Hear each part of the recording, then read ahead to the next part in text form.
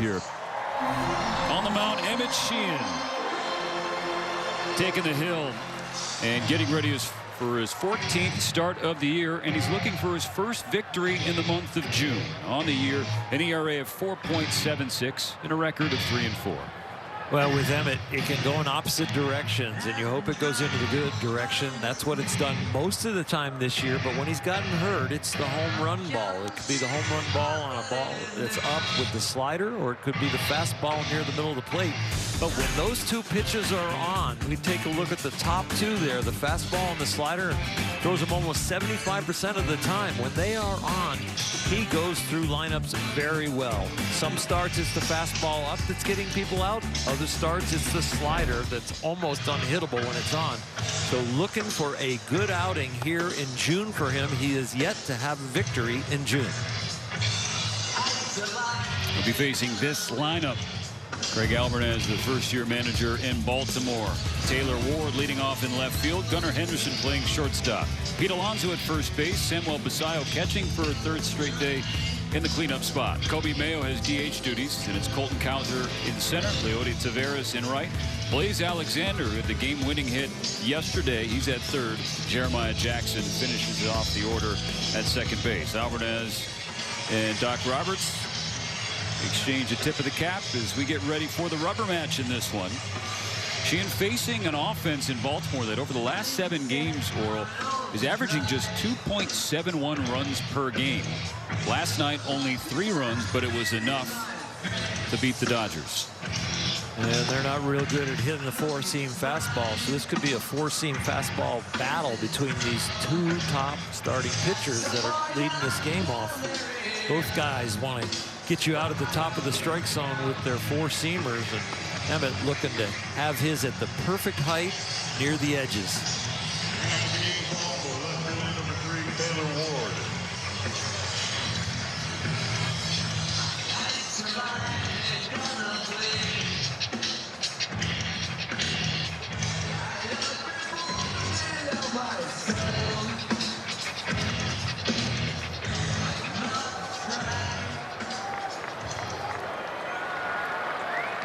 Here's the former Halo, Taylor Ward. He's 2 for 9 in the series. Stands in and awaits the first pitch from Sheehan.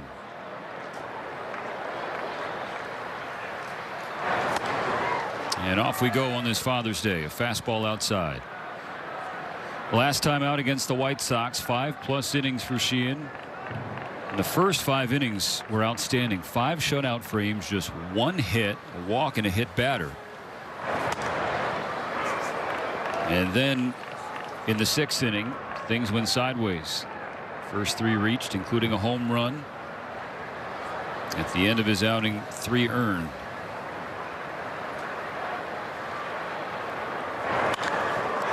And Ward starts the afternoon with a base hit.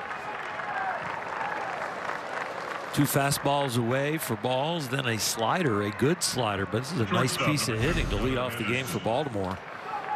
2-0 slider, just coming off the bench from the on-deck circle. See 2 fastballs away for balls and stay on that slider and elevate it to center field. It is the 24th time this year that Ward has reached base leading off a game. It is the 3rd most in the majors. Now Gunnar Henderson swings at the first pitch and hits it hard to right field. It is over Tucker's head, and it one-hops over the short wall. They're a ground rule double, so Ward has to hold up at third base. Bouncing over the fence gives the Dodgers a little bit of a break, and Sheehan still got a chance to post a 0 here in the first. A slider that stays up and is kind of flat, not as good as the one that Ward got hit on, and nice that didn't carry him off the bullpen gate. So 2 batters in, 2 runners in scoring position for Pete Alonso.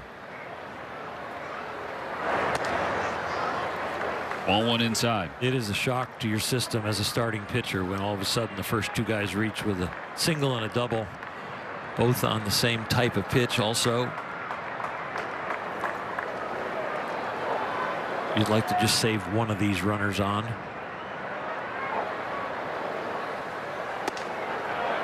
get an out to the left side of the diamond so the runner on second can't move up to third, and you sacrifice the run at third and take one out, man on second, down 1-0. That would be a good way to get out of this inning.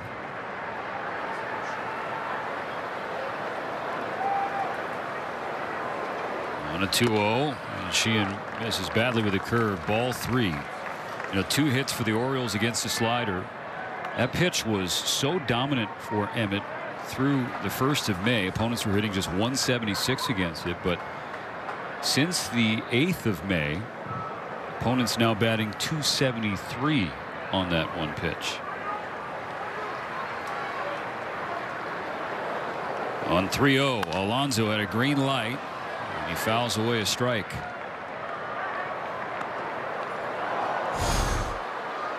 .30 green light, and Alonso catches a break that this is not popped up in the infield and gives Sheehan an out and the Dodgers an out. Ball ends up going backwards into the stands.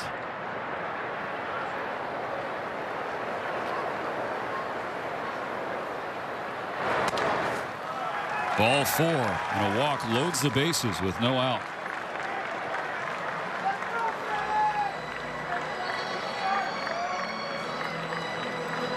Quick visit from Mark Pryor to try and help this inning from spiraling out of control. It also tells you that this inning is probably going to be Emmett's no matter what happens, as you would save the visit if you were thinking about pulling him at a very early stage and giving the bullpen time to warm up. While Pryor and Chucky Robinson chat with Sheehan, we'll listen to this word from Morongo. Laugh it up with Chico Bean, live August 8th. Morongo. There have been some first inning struggles in this Dodgers starting staff, and Sheehan has not been immune to that. His ERA in the first 6.92, and he seems to settle in until you get past the 5th. Bases loaded for Baltimore, no out. Samuel Basallo is the batter.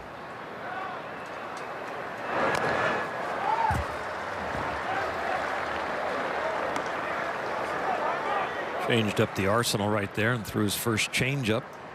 You like it against a young guy who's very hitterish. Use his anxious spirit against him. 21-year-old Basallo, big piece of the Orioles' future. 0-1, ground ball through the right side, a base hit. It's only Ward who comes home to score. The Orioles go station to station and take the 1-0 lead. Back-to-back changeups, and the second one is elevated in a worse location, and so he has enough swing to get to it. If that ball is down where the first changeup is, maybe it's a rollover double play, or Freddie Freeman's bringing the ball home for the force out, but up, and a one-hop line drive through the infield.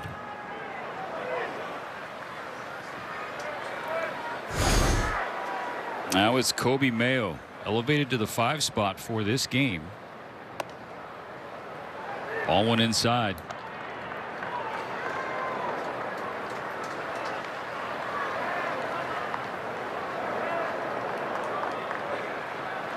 Five strikes, 7 balls in the first 12 pitches thrown from Sheehan. And another one misses the zone. Emmett's got to try and get to the top of the baseball and even to the front of the baseball in his slider. Right now his elbow's dropping and he's kind of pushing the ball towards home plate, which is making things run to the arm side and be up and flat.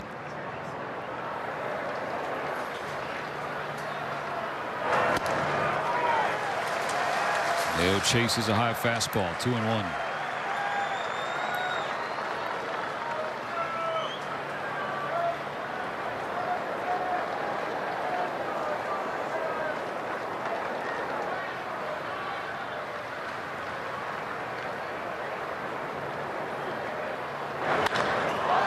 And Mayo crushes one to left field, hooking toward the pole. It is foul. That is a loud strike 2. He did a good job getting on top of that, just a little early on the trigger. where he could really use a very good slider. That ball was 106 miles an hour, almost 107 off the bat. That foul ball was loud. And if he's early on a fastball and you can execute a good off-speed pitch away, you should be able to get him without a major adjustment from the hitter. Second straight game in this series, the Dodgers fall behind early. 1-0 Orioles, still no out, and still bases loaded as Sheehan yanks a slider low and away.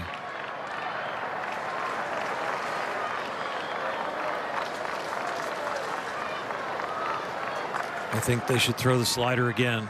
It might feel like it's the riskier pitch, but I think a fastball in the middle of the plate be real risky. The payoff. Yes, he did. That is a massive chase and a massive K for Sheehan to get the first out. When hitters hit a baseball really hard, but it's a foul ball, you know they're going to be in swing mode. They are not going to have that feeling of I can do that with the barrel of the bat. So really good pitch selection and decent location that got the job done. Now 6 strikeouts from Free Jumbo Jack tomorrow in Los Angeles after you buy a large drink. Colton Cowser takes strike one, a curve on the inside corner. Cowser 2 for 6 in this series, a couple of walks, 3-game hitting streak.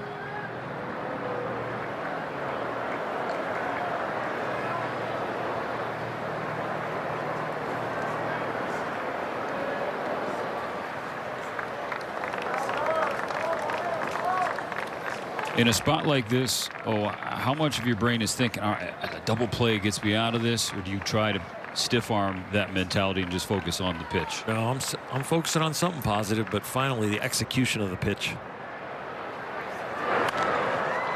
Jammed him, little flare, shallow left. It's going to drop in fair ground, a base hit. Henderson scores. 2-0 Orioles on a bloop base hit from Cowser.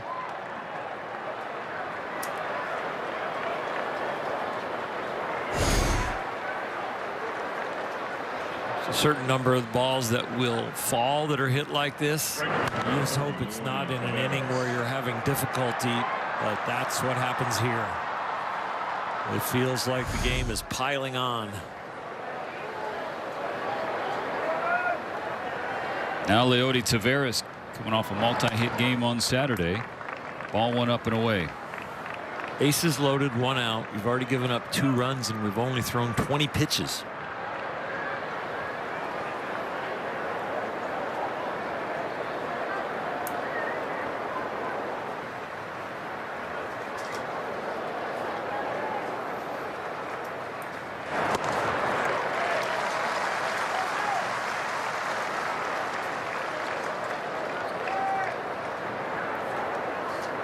Situational thinking and then turn to execution thinking.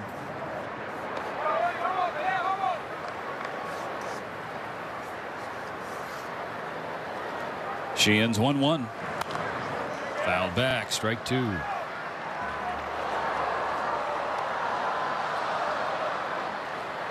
If you throw something off speed, it needs to be knees and below, and I really like below knees in a 1-2 count, looking for that ground ball double play.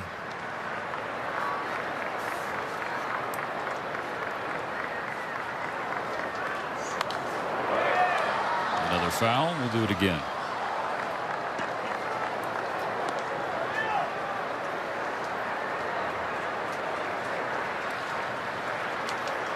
If you're reading swings right here, Steven, he was all over that breaking ball off speed down. I got to go back to the high fastball.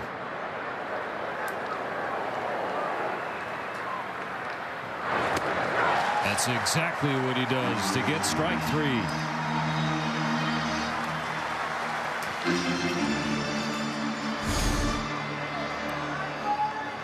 You can have scouting reports. You can have hot and cold zones. You can understand what your pitcher is executing and what he feels good with, and then you can read the swing in the current situation, come up with your pitch selection. Now 2 outs in the first. The bases still jammed for perhaps Baltimore's hottest hitter, Blaze Alexander. Swings over a curve, strike one. He has been hot, and it's been near the bottom of the order, and right there, that double down the line, it was on the line. Hitting .303 on the year, but .433 the last 21 games. Chucky Robinson eats up a change in the dirt.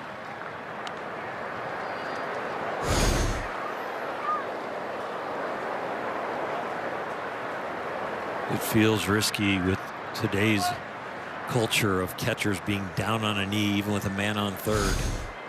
Fortunate to get that one.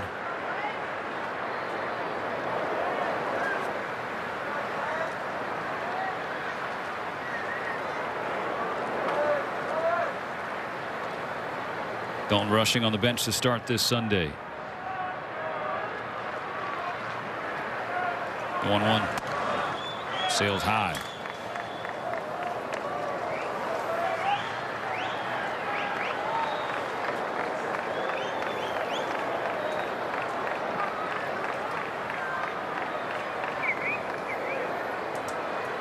Sheehan approaching 30 pitches in this first inning.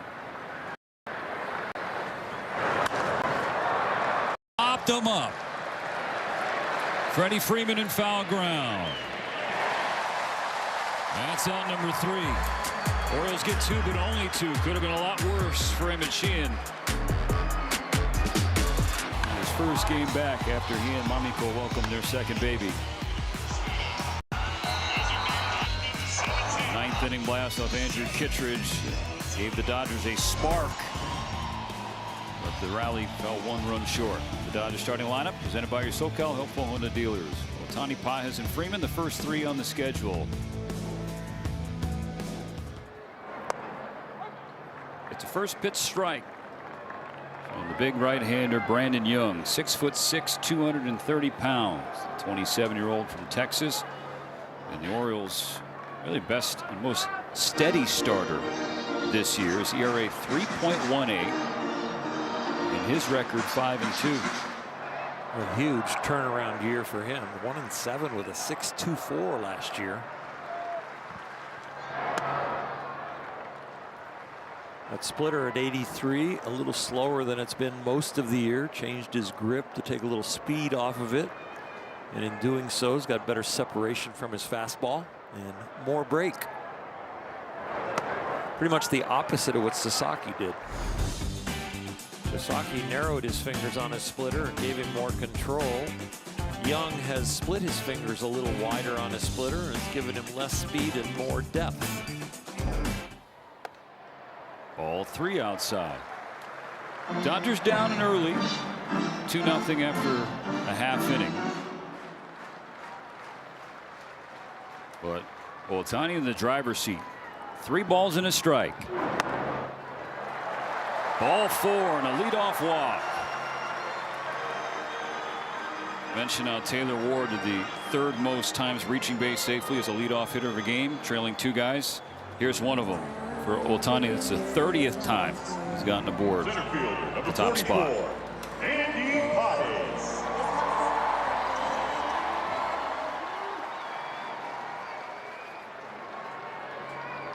So Toru's son aboard.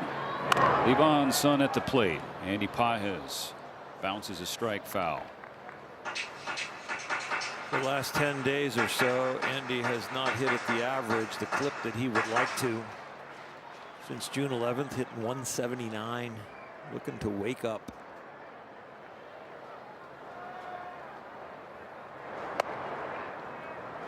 One and one. This whole Dodger offense is kind of ready to explode. 5 games in a row where it's been 1-run games. They won 4 of them, but they've only averaged just over 3 runs a game.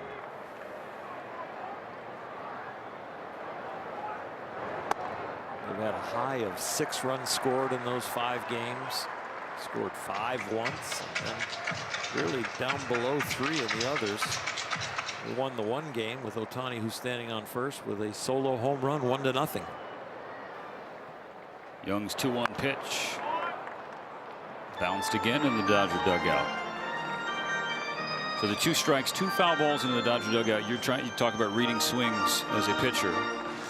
He's early and he's fouling it off on the ball low. So if I was young, I'm going to make him chase the four-seamer up, which he's had a lot of success with this year.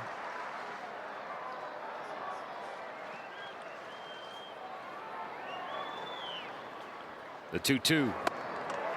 Pages chases the four-seamer up and is down swinging. There are patterns in baseball, and you'd say, well, why isn't the hitter thinking that? He should have been thinking, oh, I fouled off the low slider. Why aren't I looking for that? But it's a reaction, and it's reps. It's really hard when you're up there in the batter's box. Now Fred's boy, Freddie Freeman. 1 on, 1 out, 2-0 Baltimore. First pitch, he jumps on it and ropes a base hit into right. Freddie Freeman's first hit of the series. Well, Freddie knows the four-seamer is a good pitch, and he has confidence in it because he just struck Pages out on it. So Freddie doesn't let this one pass at all. Uses his dad's strength for that line drive. Watch out, Shohei.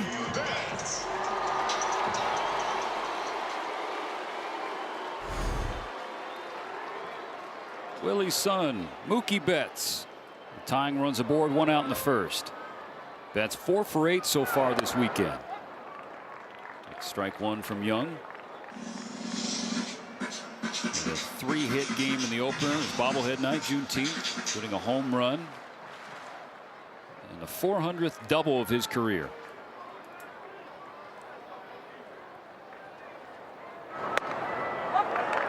Back-to-back heaters to start, back-to-back strikes. You know, for a long time, you probably wouldn't want Mookie coming up in this situation, but lately you do. Since June 13th, hitting .393, and there's some pop in there.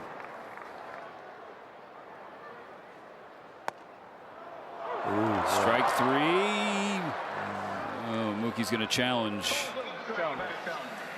ABS challenge powered by T-Mobile. Yeah. Code confirmed. Los Angeles has 1 challenge remaining. He hasn't challenged a ton this year. When he has, he's normally been right, but then Burns won in the first inning. That was a full ball on the plate in the zone.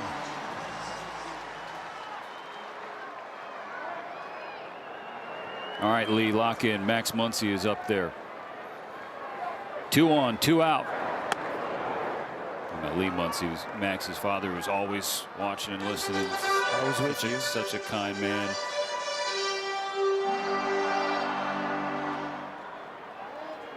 Max 1 for 4. Came off the bench last night.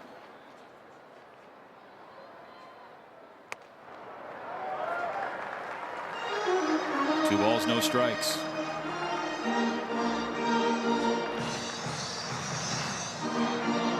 No sign necessary. Max is sitting on dead red, and he is swinging if it's a strike. It was a strike, but a curve, not the pitch he wanted. Nope, just tip your hat.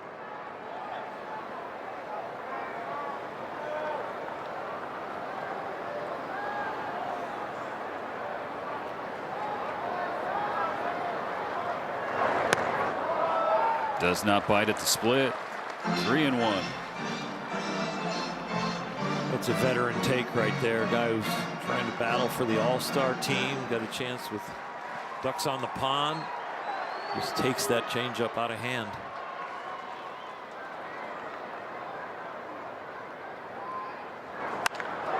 Goes the other way on a line, a base hit. Ohtani's going to be waved home. The throw home is late. An RBI single for Muncy to cut the Dodger deficit in half. Taylor Ward's arm in left field is weak, and with 2 outs and a good jump, but also Dino Ebel's scouting report on the left fielder's arm, he got it right, because a line drive like this, even with 2 outs, you should be out at home plate. But you can see Dino aggressively bringing Ohtani there, and how late the throw is. But any kind of arm strength in left field, Dino's probably holding him up. Kyle Tucker trying to start Sunday strong after a really tough Saturday night. Ball went upstairs. Tucker was 0 for 4 with 3 strikeouts and ended a 6-game hitting streak and an 11-game on-base streak. Came up to the plate in the ninth with the game on the line, and he chased 3 pitches badly down beneath the zone. Well, similar to that. Yeah, it's something the whole lineup has been doing. Dave Roberts has talked about the approach. He wants higher quality at bats as far as the approach and the plan. When you're talking lately with the Dodgers, their chase rate on splitters is almost 43%. Their norm for the year is about 35%. So they are out of character right now. Splitter floats outside, 2-1. The count matches the scoreboard here in the bottom of the first. 2-1 Baltimore. Dodgers had the tying run in scoring position with Freddie Freeman.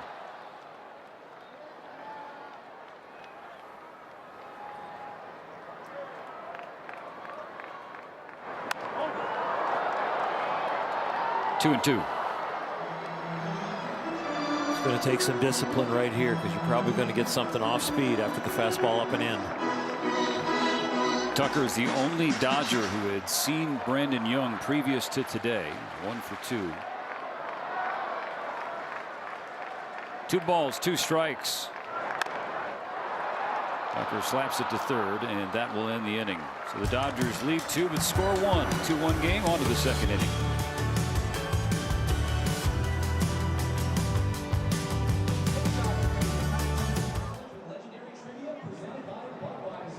Champion Dodgers baseball on Sportsnet LA is brought to you by your Southern California Ford dealers. Discover the complete Ford lineup, rugged, stylish, and powerful trucks and SUVs engineered for your adventures.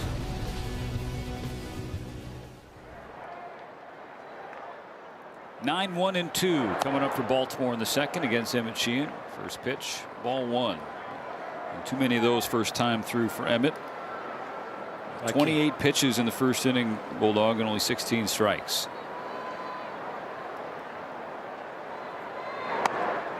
Can't tell you what that run in the Dodger first inning does for his confidence to get back out there. It is really energizing.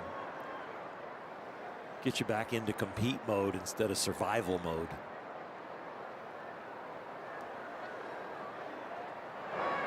He's able to leave the bases loaded after the top of the first inning. More positive thoughts if you want the glass to be at least half full. This year, when the Dodgers give up a run in the first inning, they're 13-7 in those games. It's the best record in baseball. Popped him up. Right side of the infield. Son, no problem for Freddie Freeman. 1 out. And even better than that, when they give up multiple runs in the first inning, like they did today, the Dodgers are 6-3 so far this year. So long way to go.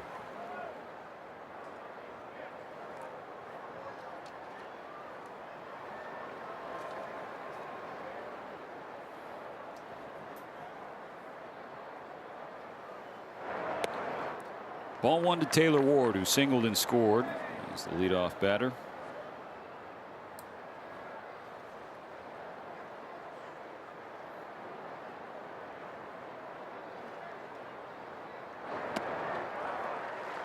Sheehan gets him to chase a slider, 1-1. Emmett, one of the best in the National League at getting the chase, but he is one of the worst as far as the home run percentage per 9 innings.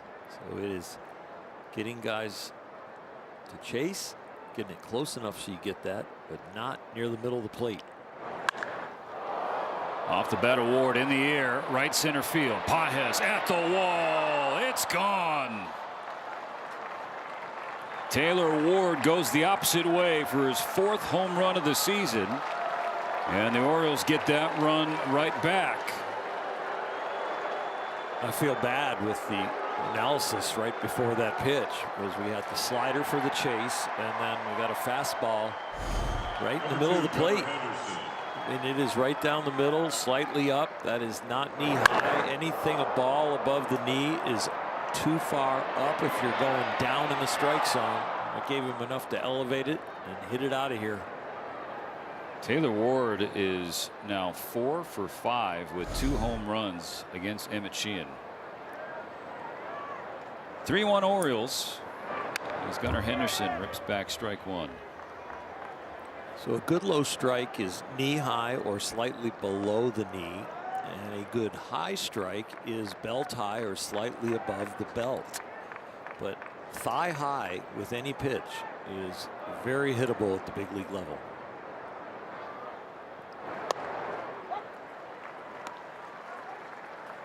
Doesn't mean you're not going to pitch there. You just don't want to pitch there that often. You don't want to play the baseball odds. And the odds are that's where the batting averages are highest. A 2-strike pitch singled into right by Henderson. That was a problem last night for Yamamoto, putting guys away with 2 strikes, and it's been an issue for Sheehan this year. 25 feet Alonso.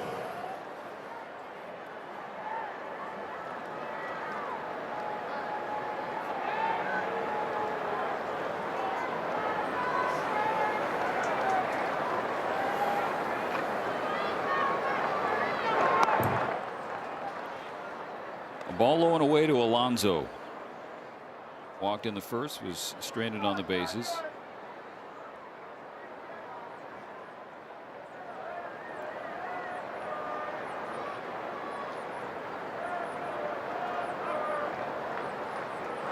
Eighth big league season for Alonso. First 7 with the Mets. Like he was going to be one of those statue players in Queens. Became the franchise's all-time home run leader. But the Mets let him walk this past year in free agency. Laid on a fastball, 1-2. Count in favor of Sheehan.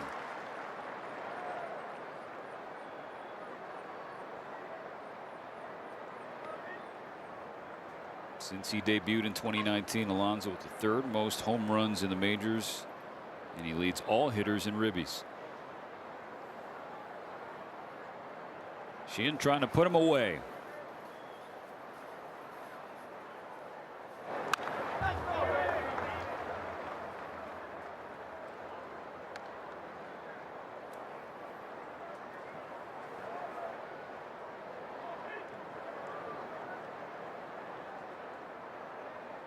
Dave Roberts, pen in hand, is looking at the current pitch count at 42, the scoreboard where we're at, knowing the schedule ahead of him, and how he is going to maneuver through this game. A little short hopper to Betts, and he get one, but only one. Is that took a tough hop and came up high on Mookie. It got a piece of him, that's for sure. And they get the force out at second.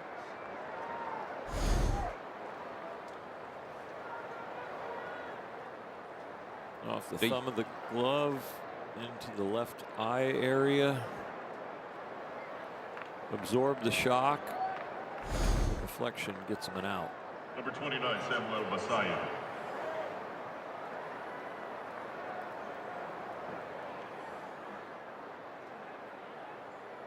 So Alonso takes the place of Henderson on first base. Basayo batting with 2 out.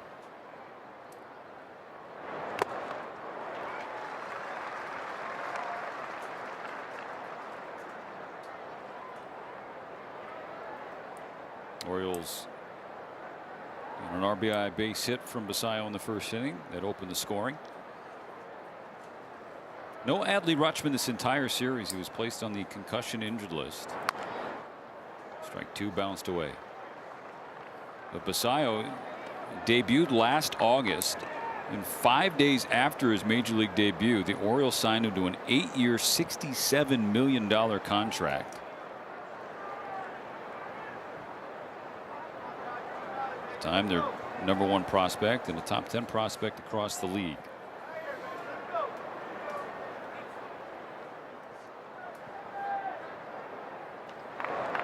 Swing and a miss, strike 3. It was a neck high fastball, and Sheehan gets him his 3rd punch out. The Orioles get a home run though, so it's 3-1 Baltimore in the middle of the second.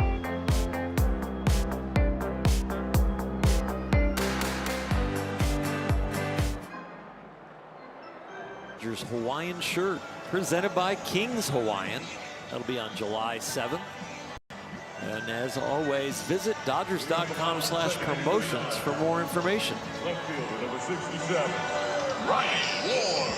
Bottom of the second, bottom of the order for the Dodgers. Once again trailing by 2. 3-1 Orioles in the series rubber match.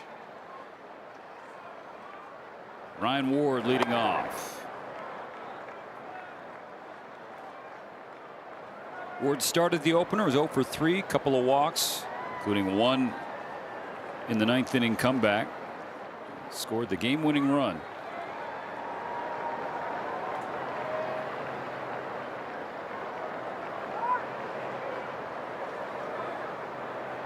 Playing for Dave Roberts and the Dodgers, but also for his favorite coach. It'd be his dad, Carl.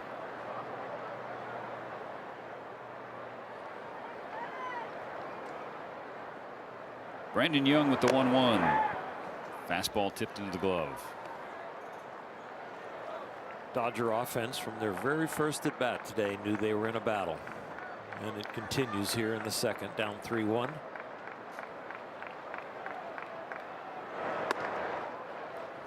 One thing, when you know you're down and you need runs, you have to be disciplined enough to get strikes. You can't want to swing yourself back into the game.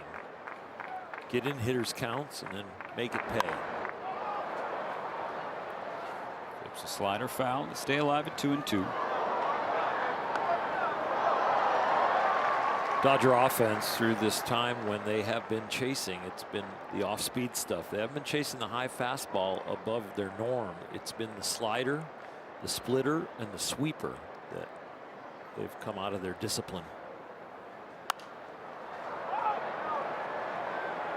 Another one will fade foul.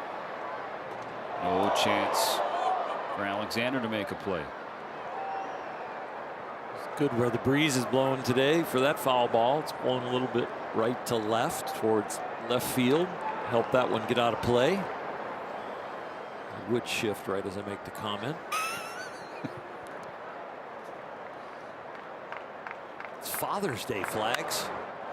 I will say the oracle has been in full effect to start the broadcast today. So to quote Mo, I wish you'd order up a little sooner, please. Yeah, we'll get to that. The 8th pitch to Ward. Misses up. Full count. And you heard the Dodger dugout. That way Wardo been working tirelessly this week on the trajectory machine. Just really taking pitches. Trying to split the zone in half. Commit to his plan and his sights. The payoff. Fly ball to right. Taveras went back, now drifts in. And that's the first out. It's a good 9-pitch battle for the young man.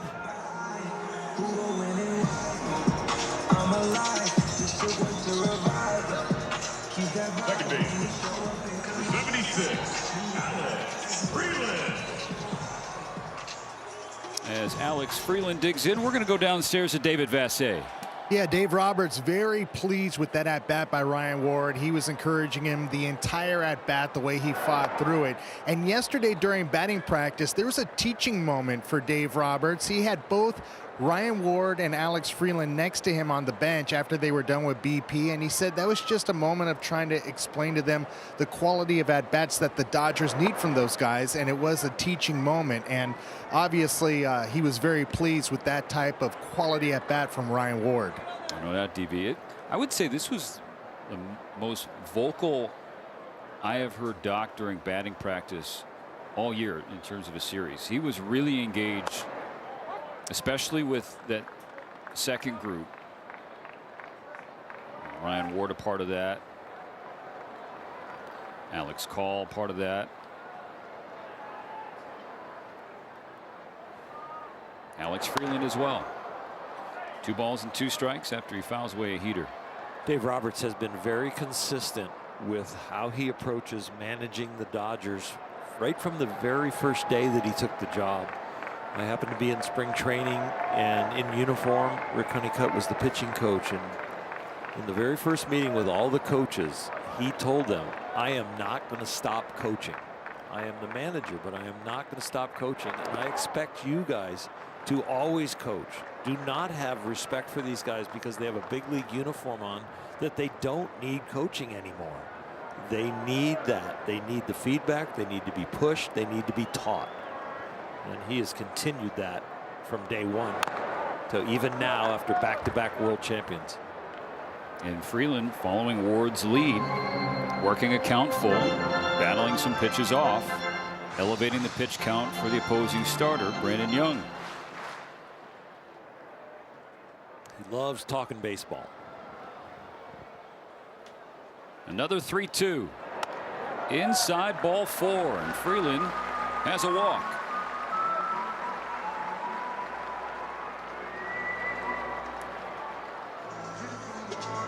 You get a 9-pitch out to Ward, and now you get a walk to Freeland. And you got to say that the coaching has worked, right, Dave Vassay? It's worked really well. Now Chucky Robinson at the bottom of the order. Strike 1 from Young.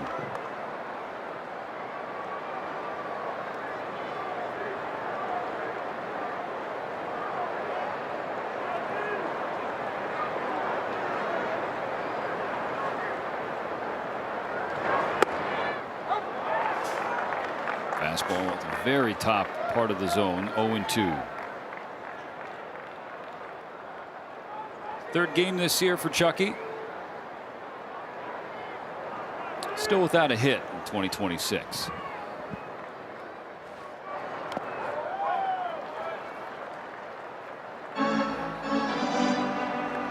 Grab some dirt for the hands. No BGs for Chucky. Old school.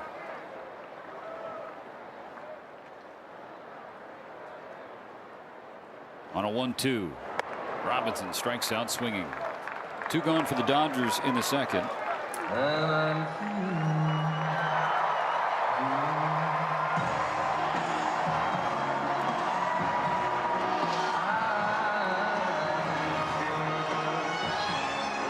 here's Shohei.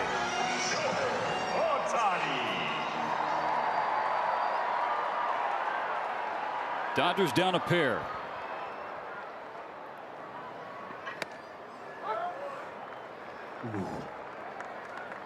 In my head, I was thinking maybe he'd get 1 pitch to hit in this at bat. There's a splitter on the inside corner. Just barely hit the edge. Now Basayo setting up away. Swing and a miss. 0-2. You start him out with low speed to slow him down. He thinks, okay, they're going to try and make me chase. And then they make a mistake with that fastball, if you ask me. Just the one. That was the juicy one.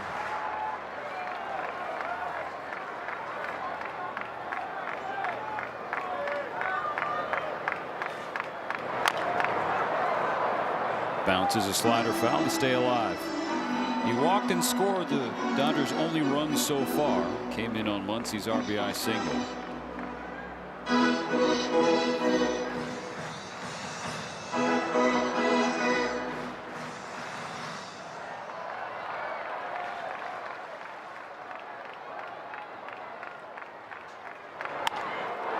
Ground ball off the side of the mound, and it squeezes into center field. Freeland goes from first to third.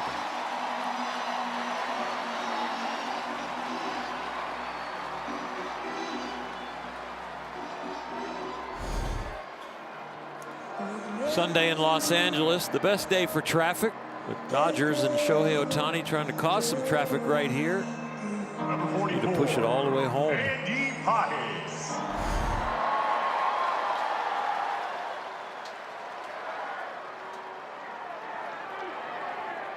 The 25th pitch of the inning from Young coming up to Andy Pages.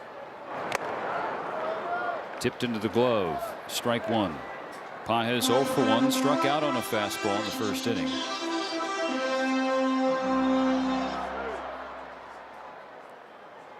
And he's 7 for his last 40 at the plate.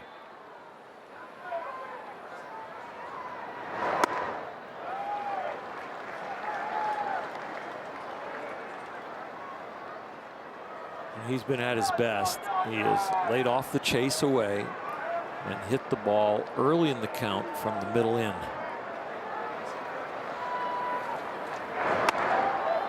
Like that one.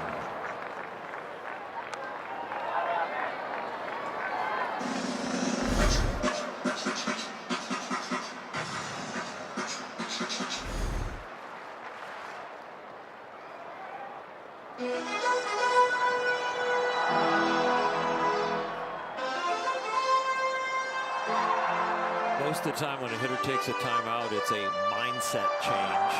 It is not a physical, mechanical change. On a 1-2.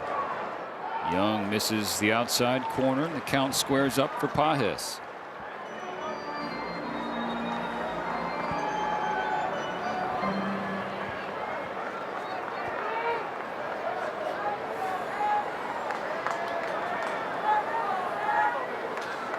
The 2-2 pitch.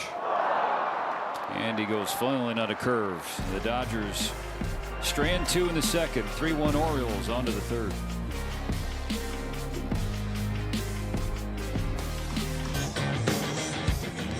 Three strikeouts for Emmett Sheehan. The Dodgers staff 4 away from you. A free burger at Jack in the Box tomorrow. Free Jumbo Jack after you buy a large drink. Orioles 3, the Dodgers 1. Strike 1 to Kobe Mayo.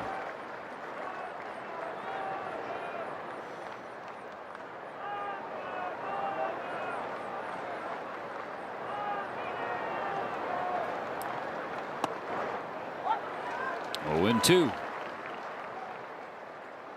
There's plenty of time to rescue this outing, especially with a real efficient 0 in this inning.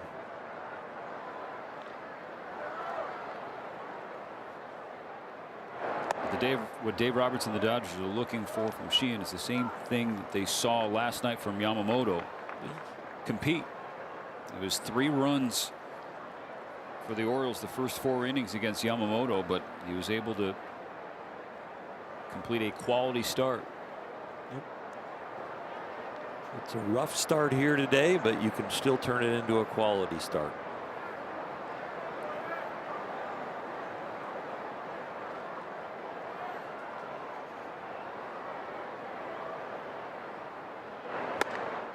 Got him swinging high fastball. You get into a good pitcher's count and you go to one of your aces in the hole, which is that fastball, about 1.5 balls above the waist. Tough to catch up to, but looks really good with your eyes.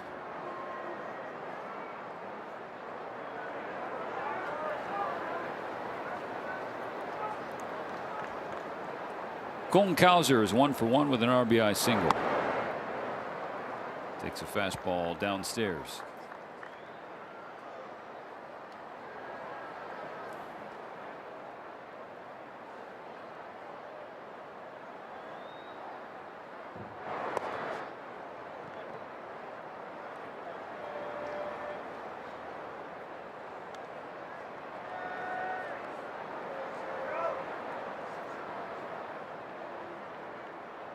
One thing to be mad at yourself after a pitch. It's another thing to know how to fix it.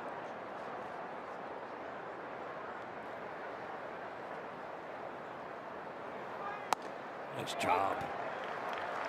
Fell off to first base, spun out, tried to throw the ball too hard on the last one, but this one he stayed together, had good direction, and I think he throws a strike. He does. Call confirmed. Baltimore has 1 challenge remaining.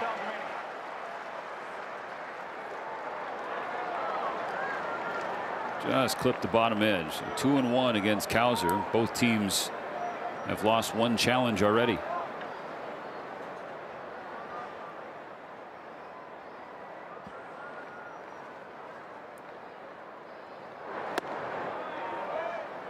Fastball up. Ball 3.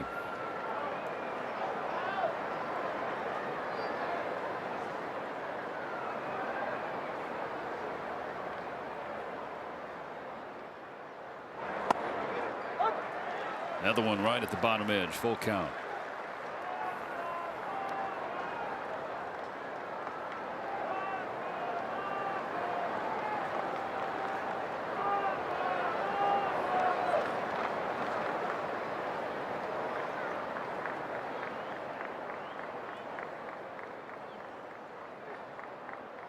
The 3-2 to Cowser.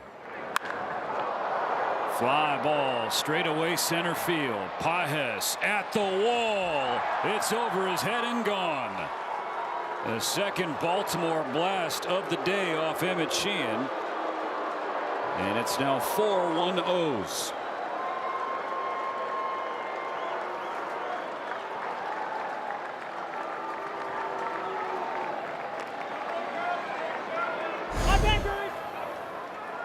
Number 30, Leody Taveras. It's really not a bad pitch. It's a good piece of hitting. There's a little breeze now blowing out to center field. It just takes a ride on.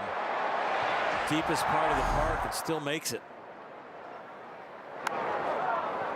Taveras bunts a strike foul.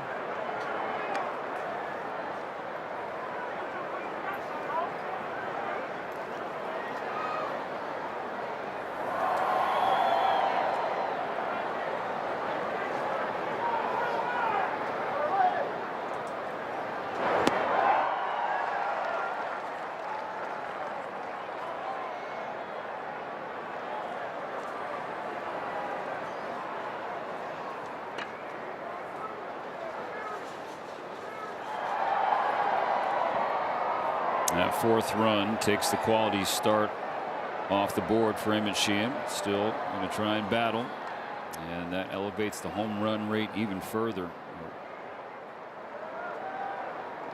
Essentially doubled from a season ago.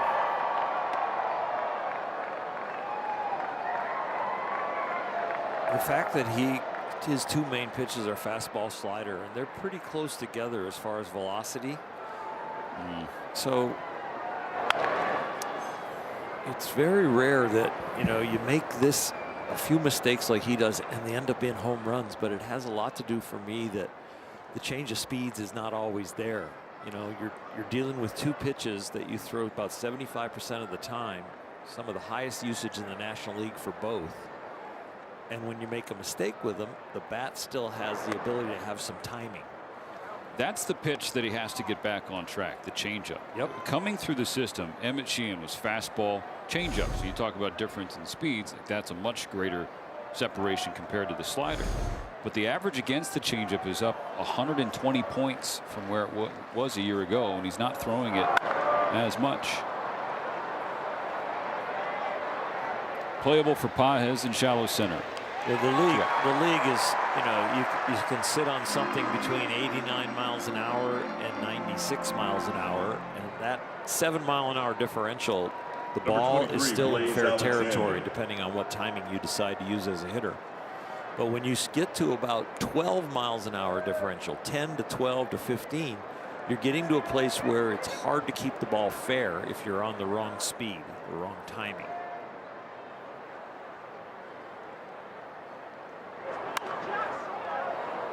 Dodgers down 4-1. Blaze Alexander fouls away a strike.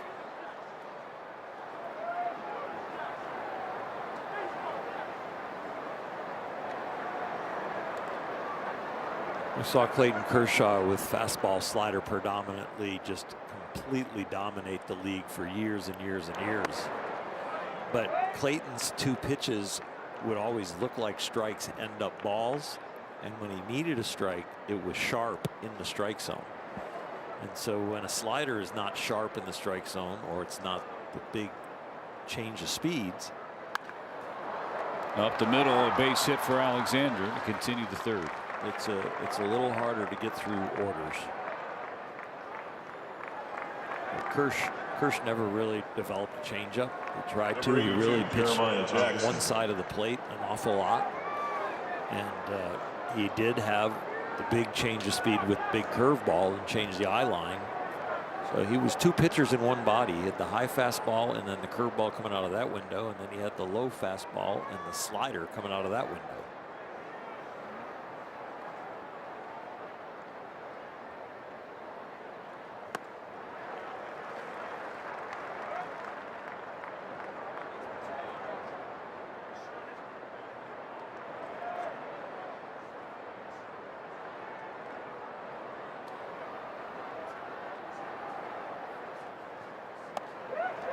Ball and a strike on Jeremiah Jackson, the number 9 hitter.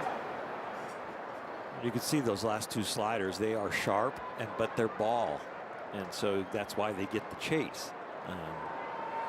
You got to find the one that's that sharp in the strike zone to be a high quality pitch.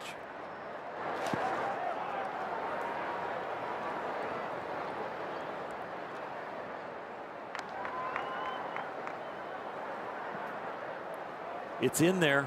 He's just looking for it, but it definitely is in there, and we have seen it, and we have seen it consistently with the fastball location, with the slider being sharp and in the strike zone, with the changeup, and with the curveball. It is definitely in there. Dominant outings and consistency. He's just searching for it. Ground ball to Betts. That ends the inning, but Cowser with some more damage, a solo home run. The Dodgers trailing by 3 in the middle of the third.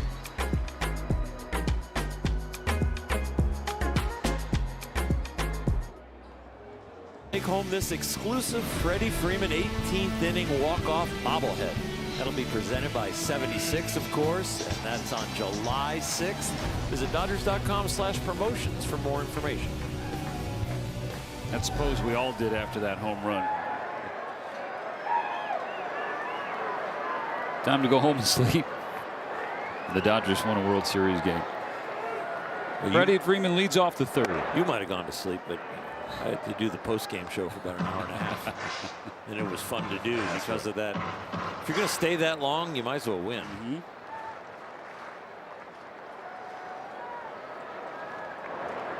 Freddie singled his first time up. Got the special Father's Day bat in hand. Now a father of 4 along with Chelsea, Charlie, Max, Brandon, and London. The latest bundle of joy added to the Freeman household.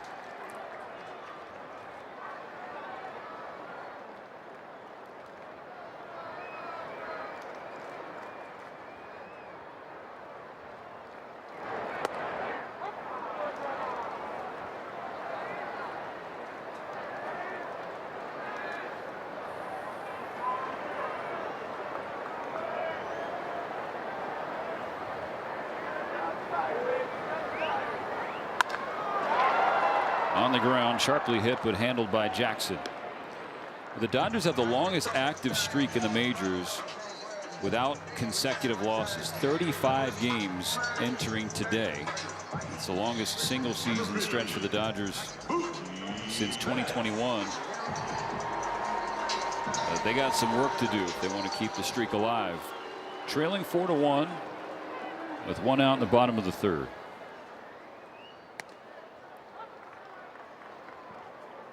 Strike 1 called against Mookie Betts.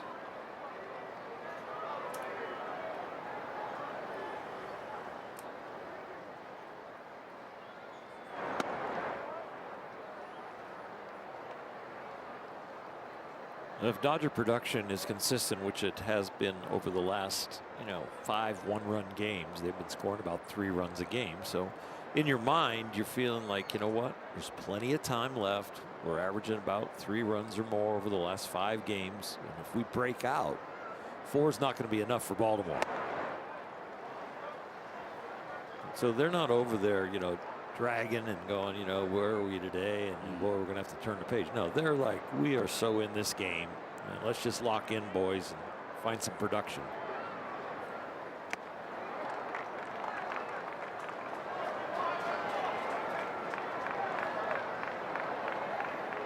Betts struck out in the first inning. Sitting in a 2-2 count.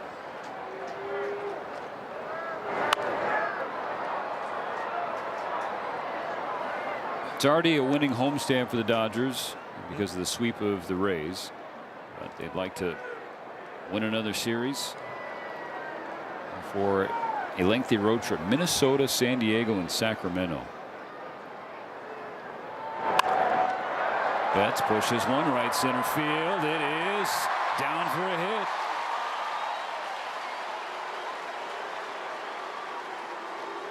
We've seen a few of these fall in for Baltimore.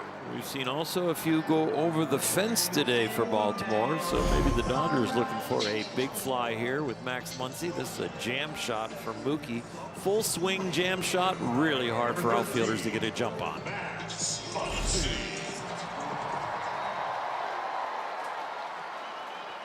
Max Muncy brought in the lone Dodger run so far. An RBI base hit with 2 outs in the first inning. That's a ball out.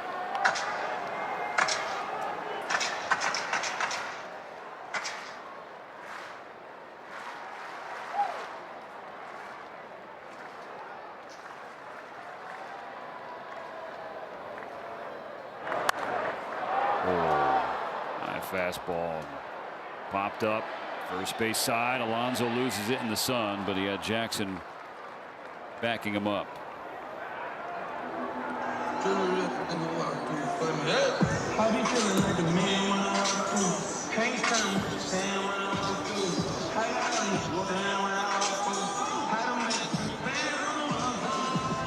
Number 23, Kyle. Third inning up to Kyle Tucker. 2 outs. Betts remains on first for 1 Orioles. Tucker was the last out of the first inning. Average down to 237. And he's barking on himself. Got a fastball in the zone. And that's been the problem. It's not much more complicated. Dodgers seeing a lot of pitches. 67 of them so far. This is going to be the 68. 2 outs in the third. The majority of their at bats today have been 5 pitches or more. But they're just not squaring them up, and they're not hitting with guys in scoring position other than Max Muncy.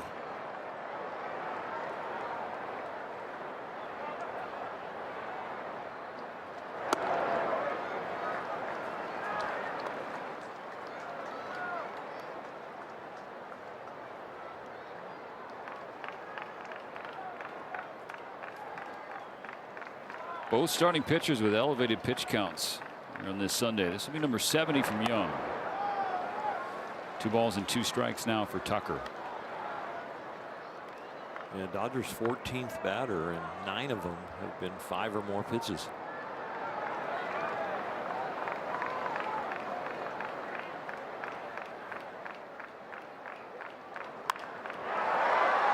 Ground ball to second. Played by Jackson, who's very busy in this third inning. Record all 3 outs. Betts is stranded. Still 4-1 the Dodgers trail.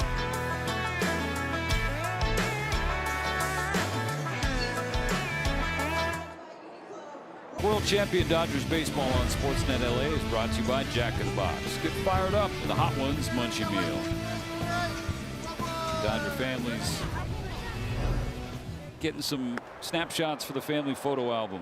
Do you have photo albums anymore? I guess it's in the camera roll, but you know what I'm saying. Yeah, I have photo album because of Andy Bernstein and John Suhu. Right. Over the years, have taken a lot of pictures here at Dodger Stadium that include our family. So yeah, the old scrapbooks. Yeah. My grandfather used to cut out articles that he would see on the team and my starts, and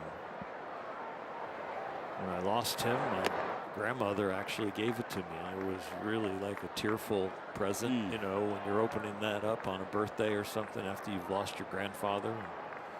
And you're going, he did this? He goes, yeah. He'd sit in his chair and he'd comb the couple newspapers that came to the house and look for something on you or the team. He'd cut it out. I remember him mostly sitting in his chair and a coffee table or a TV table in front of him. Yeah. And they lived through the Depression. And they would take the sugar packs from restaurants and he would sit there and cut them open and pour them into a measuring cup until he had a cup of sugar, and that's what Grandma made the apple pie from. The packs of sugar off of the restaurant tables. And then they had a radio that I could lay below that had the tube radios.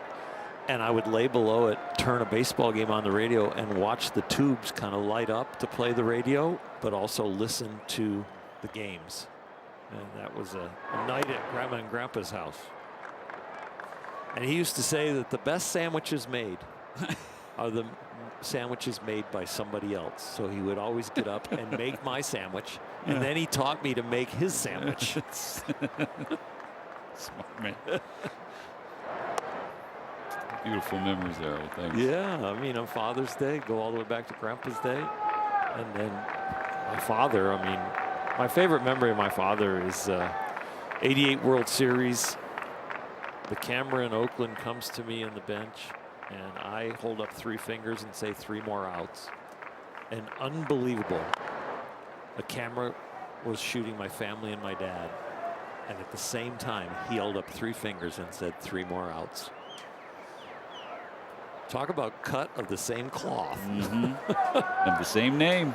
And I'm in a bench facing the field, and he's in the stands facing the field, and we notice cameras on us that say the same exact thing. Happy Father's Day, everybody. Gunnar Henderson pops it up to short. First out of the 4th inning. Taylor Ward on after a leadoff walk. It's been a big difference today for the Orioles compared to the first 2 games. Production at the top of their lineup. Looking at Ward, Henderson, and Alonso entered the day 4 for the last 35. Well, today they're now 4 for 6 with a couple of walks.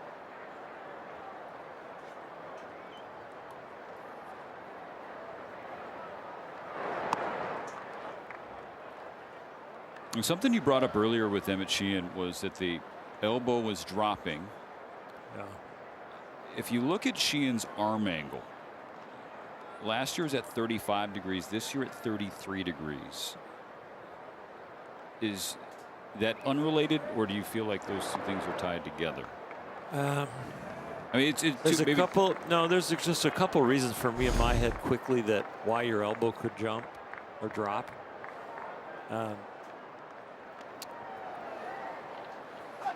Your arm can be late, and so you feel like you have to stop the arm swing and cut it off short, and your elbow ends up lower.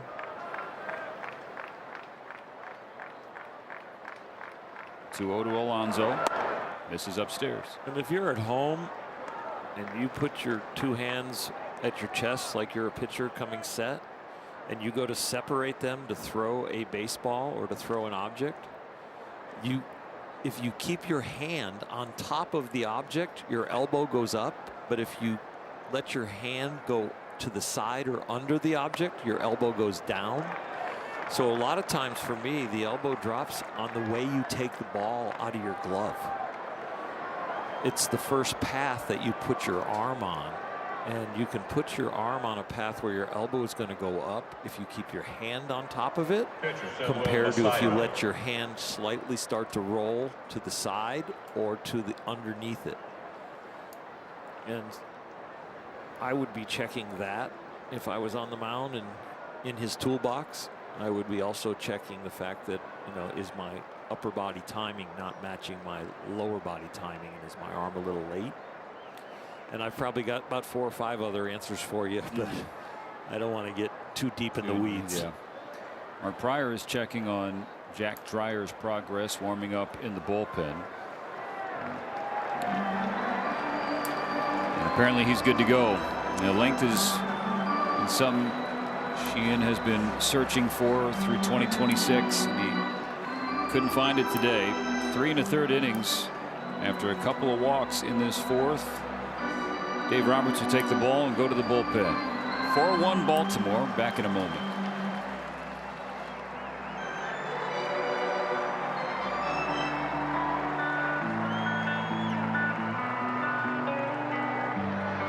The dugout, done after 82 pitches, 3 1/3 innings, 4 earned runs so far. He's on the hook for Ward and Alonso on the bases.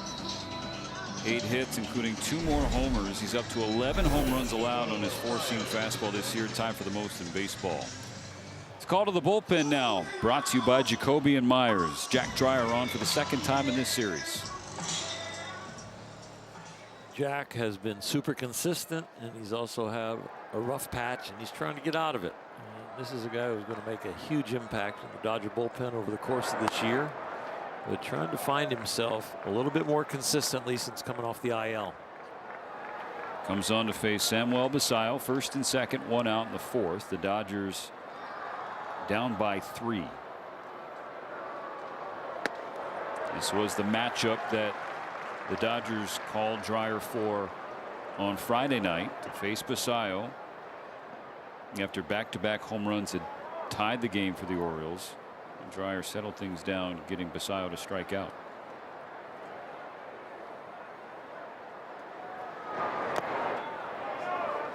Slider in the dirt, 2-1.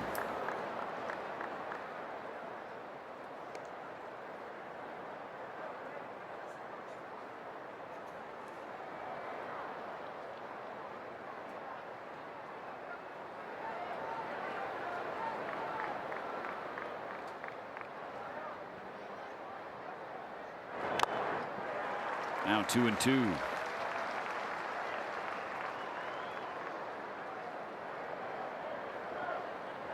It's Father's Day.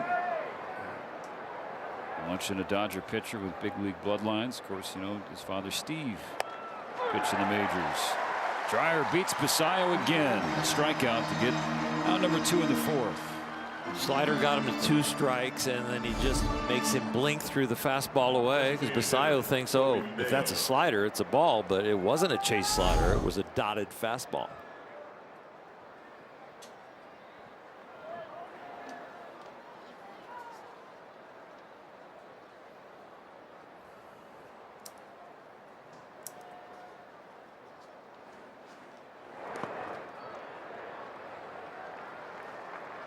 Check swing, but he couldn't hold up, so it's a strike on Mayo, who's 0 for 2, is punched out twice.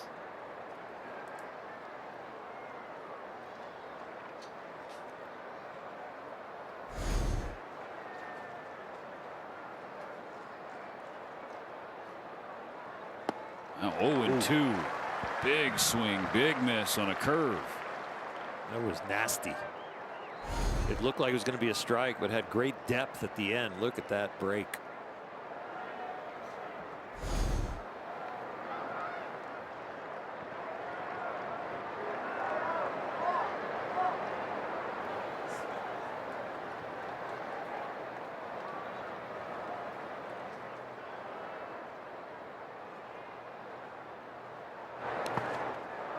Spiked, well blocked by Robinson. I'm hoping for a strikeout, that the crowd gives a good ovation to end this inning, and all of a sudden there's some energy in the ballpark and the Dodgers feel it.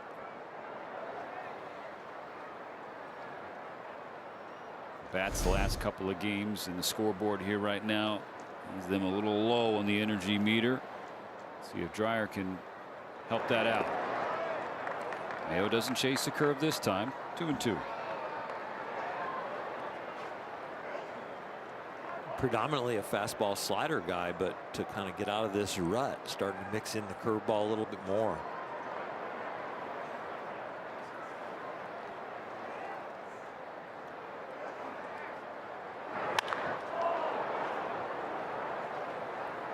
Okay, same pattern. Out in front of a fastball.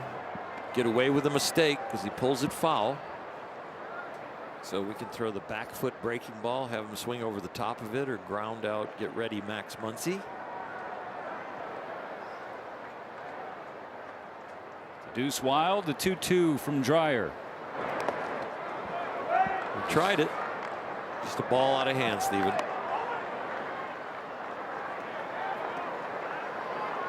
Those kind of situations, I would look at my third baseman or my first baseman and be like, move them with my eyeballs a little bit. Like, it's my fault if they hit it towards the middle of the field. I think it's going down the line if they get this.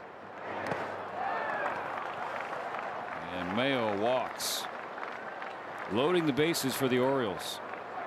And Dreyer had him 0-2. And this is a huge at bat right here for this game. An emotional at bat for both sides. One of the differences in this series so far, execution with the bases loaded. The Dodgers have walked the bases loaded here in the 4th. With 2 out, Colton Cowser, who is 2 for 2 with 2 RBI, homered his last time up to dead center field.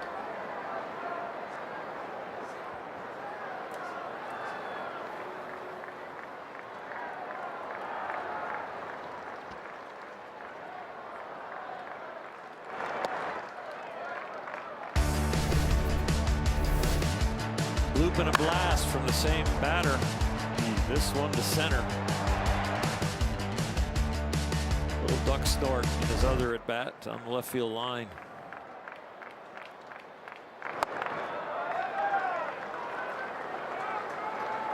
He's ahead 2-0. Cowser, the runner-up for AL Rookie of the Year a couple seasons ago in 2024.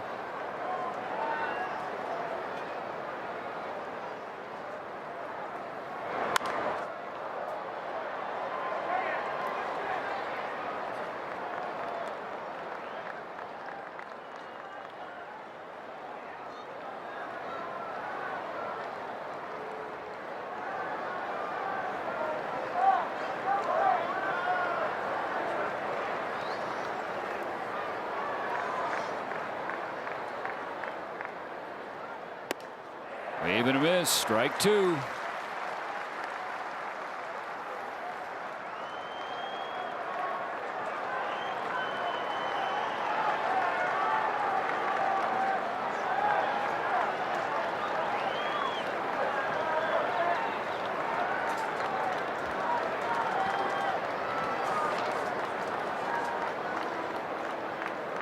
The 2-2 pitch. A base hit into center field. One run is in. The throw home. He's safe. And Colton Cowser is having himself a Father's Day. He's driven in 4 of the Orioles' 6 runs. The Dodgers now down by 5.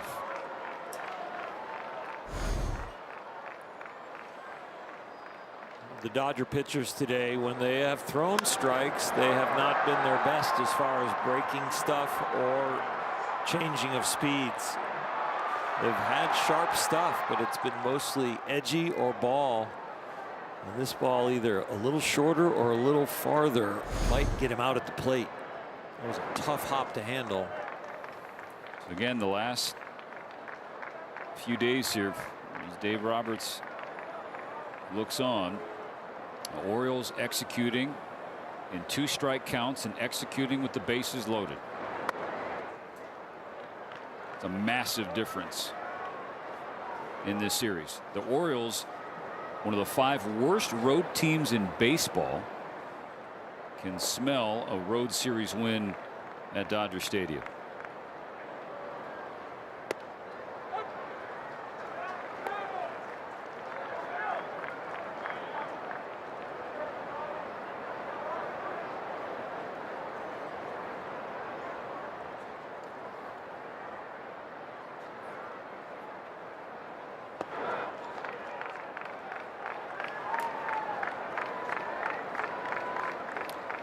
Three balls and a strike on Leody Taveras.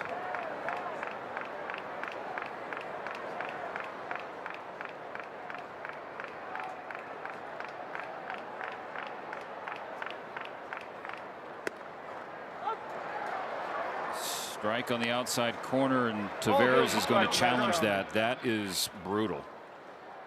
You're about to see why. I mean, if you didn't see it with your eyes, you're going to see it with the ABS. Calls confirmed. Baltimore's out of challenges.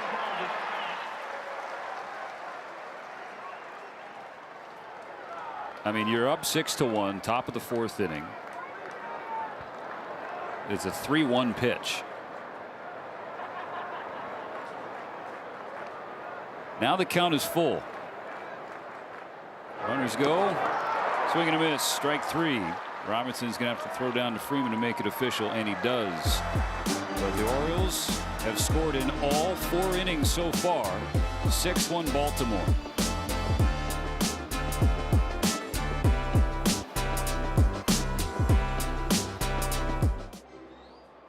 Ads out there. We'd like to invite you to join Major League Baseball in the fight against prostate cancer by learning about prostate health and ways you can support. Just go to MLBtogether.com/Father's Day to learn more. And guys, thinking back to a very incredible 2016 Father's Day here at Dodger Stadium involving Kike Hernandez, who just 4 days before that game in 2016 on Father's Day learned that his father Enrique Sr. had been diagnosed with cancer, and in solidarity with his dad, he shaved his head. And on that Father's Day in 2016, Kike Hernandez hit his first career pinch hit home run in the 8th inning of a game where the Dodgers were down 1-0. He tied the game. The Dodgers would go on to win that game. And even better news, Kike's father, Enrique Sr., got the baseball because at the time he was a scout with the Pirates. So Kike took the baseball to Pittsburgh with them after the homestand. And I have even better news to report. His dad is in full remission. Happy Father's Day. Amen, DV. Very nice, DV. I'm going to take a break because I got a little lump in my throat. Ryan Ward down swinging the first out, the bottom of the 4th. The Dodgers trailing now 6-1. The Orioles scored 6 total runs in their prior series in Seattle. Scored 5 on Friday, 3 last night, and 6 already today.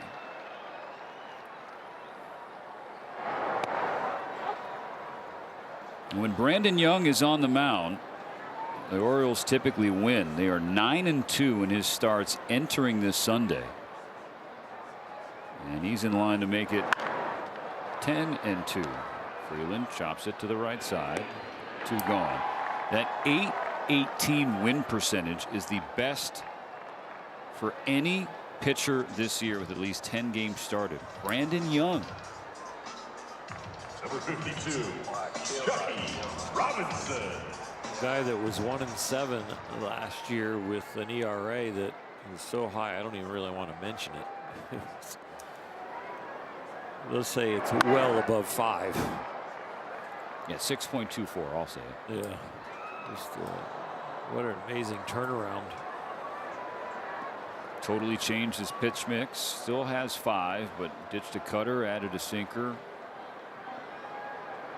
Throwing more splitters, the revamped grip, which you highlighted earlier.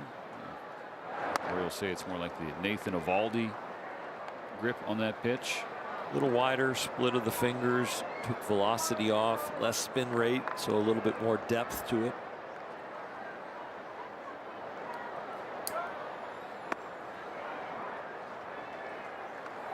Grips are interesting as pitchers ask others, how do you hold yours? Because it is something that relates to your hand discipline and your hand strength, the length of your fingers, and your arm angle, of course. And so you can't just all of a sudden say, oh, that guy's got a good curveball, I want to see how he holds it, and think it's going to immediately work for you. You have to then, that's a first step of seeing the grip and maybe the grip pressure. But also then thinking about the hand discipline, the angles of the arm, all the different things that influence your release point and your hand position at release.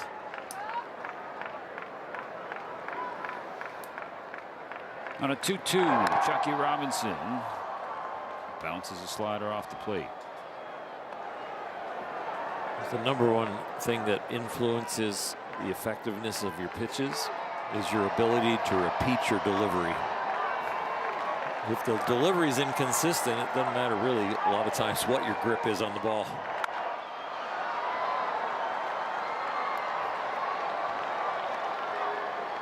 You don't shoot a gun and bend the barrel as the bullet's going down the chamber of the rifle. You get the butt end of the gun into your shoulder, you aim and you shoot it, and everything is stable after the launch. Hit to short, and the Dodgers go down in order. The first 1-2-3 inning for Young. Completes 4 full, 6-1. The O's on top.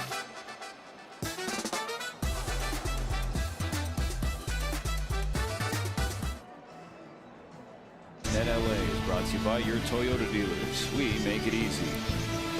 Not going to be easy for the Dodgers to win this series. They're down 6-1, starting at the top of the 5th. This is the largest lead that the Orioles have had in this ballpark since Game 2 of the 1966 World Series. We talked about that on Friday night. That was the final outing of Sandy Koufax's career. Jim Palmer threw a complete game shutout. Happy history for Greg Alvarez and company. Not so much for the home team. As far as the Dodgers feeling about this game, it's kind of dragged on a little bit. But you know what? There's a lot of game left. It feels like we should be like in the 7th inning or so, but we are not. We're in the top of the 5th. The third Dodger pitcher of the afternoon, Edgardo Enriquez. He's getting warmed up with 100.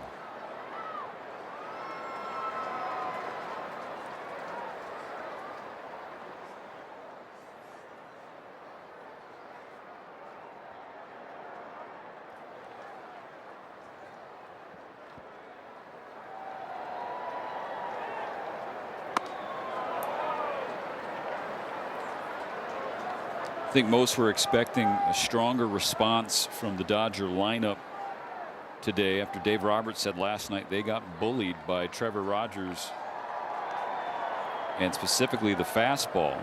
The Dodgers even today still the best 4-seam fastball hitting team in the league. That is a strength for today's starter Brandon Young as well. Tucker records the first out of the 5th, but just 1 run and 4 hits. Well, best winning percentage in baseball, so really the most consistent team. And consistency doesn't mean dominance every game. Consistency means that you are bringing a great team onto a field, playing a game that in general can be inconsistent. And it's really a game of execution and then the probabilities of baseball landing in your favor that day as long as you are the ones executing properly.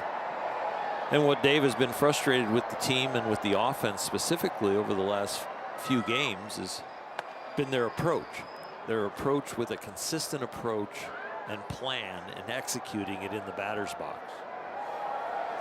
And as a team overall, he hasn't called them out, but he has pointed it out that they need to get better at their consistent execution of their plan against specifically the starting pitchers.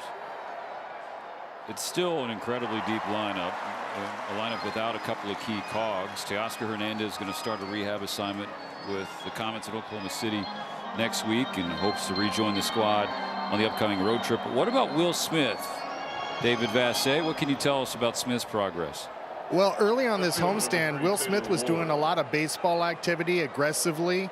And then all of a sudden, a couple of days ago, Dave Roberts said that he did receive an injection in his neck because that's where obviously he's having issues. And Dave even added earlier today that Will Smith will not travel with the Dodgers on this upcoming road trip. Remember, Will could have been activated at the beginning of this homestand, so doesn't appear that he'll be activated on this upcoming road trip at any time. But Dave seemed optimistic that they could get their all-star 3-time World Series champion catcher back when they return home. Well, fingers crossed on that, DV, but the Dodgers just want to get Smith to 100%. Where they are in the standings right now, most wins in baseball, up 9 games in the National League West. They saw what happened last year at Teoscar Hernandez coming back a little bit too soon. He was ever able to get right. And I don't want that to happen with anybody. Well, because of the depth and the quality of the roster, the Dodgers predominantly with injuries play the long game. The long game, making sure that everybody's as healthy as possible come September and October.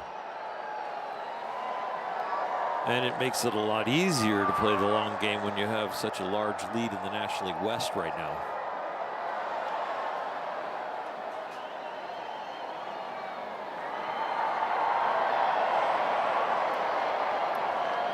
The 2-2 to Taylor Ward. Got him. 103 north of the zone. The cap off a 1-2-3 fifth for Edgardo Enriquez.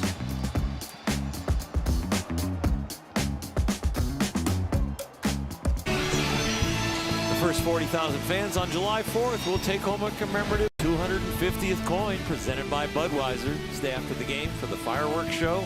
Visit Dodgers.com/promotions for more information. Bottom of the 5th, top of the order. Shohei Ohtani's already reached twice. A walk and a run in the first and a base hit in the second.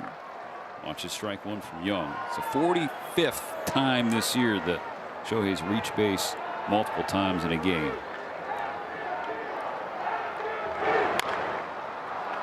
Chopper to first. Alonso will take it himself.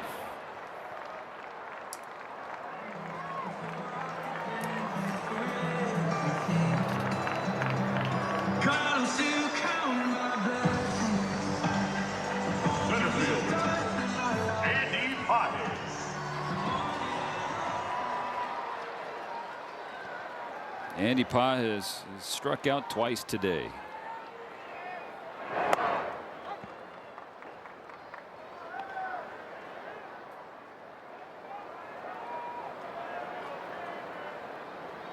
Up here in the fifth, trying to stop an offensive slide that has lasted about 3 weeks.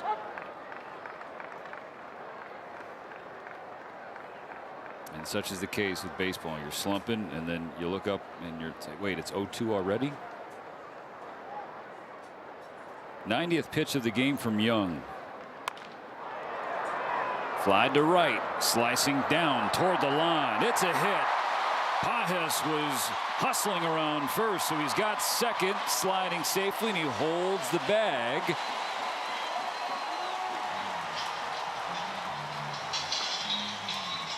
He's safe at second, stayed safe at second, and hustled out of the box right away. Did not assume that this was going to be caught. Didn't assume anything, and he is thinking too. And especially when it's the right fielder and the spin is taking him away from second base. Those 3 strides towards the ball in foul territory allowed Andy to get 3 strides and got him to second. Freddie Freeman pulls a strike over Chris Woodward's head.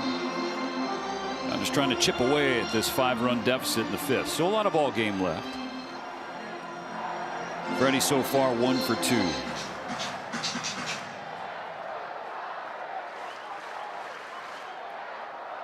At the top of the broadcast, David Vassay re-illustrating Freeman's special bond with his father Fred. Freddie and his brother lost their mother Rosemary in 2000. They nearly lost Fred in 2002. Fred says, saved his life. He was having trouble breathing. Had to go to the hospital. The doctor ran some tests, and the doctor said if you didn't get here tonight, you might have passed in your sleep. And so Freddie, of course, an incredibly strong bond with his father, and Fred, he is hanging on every single pitch. The 1-2 pitch, jammed and grounded back to Young. So much so that in the World Series last year, you see him sometimes. Fred is always at the ballpark with Alma, and he has to go on his baseball walks. He just needs to walk around, kind of loosen things up, ease the tension that he's feeling in his own body. This is Freddie's father. Last year during the World Series, things got so tense and nerve-wracking for everybody watching, but for Fred especially, that he got an alert on his watch that said, "Sir, you might need to see a doctor." Mookie Betts flies out to center field, and that's the final out of the fifth. So Paez's 1-out double is wasted, and so it remains 6-1 Orioles.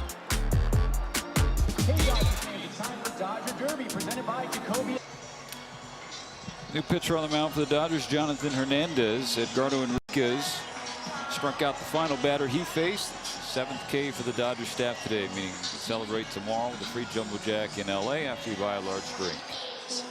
The Dodgers like to celebrate a win on this Father's Day, but they're looking up at a 6-1 deficit starting the 6th inning. 4th Dodger pitcher today, 3 right-handers and Jack Dreyer. Hernandez trying to post a 0 right here. Keep the game as close as it is right now. 5 runs is not too many for the Dodgers.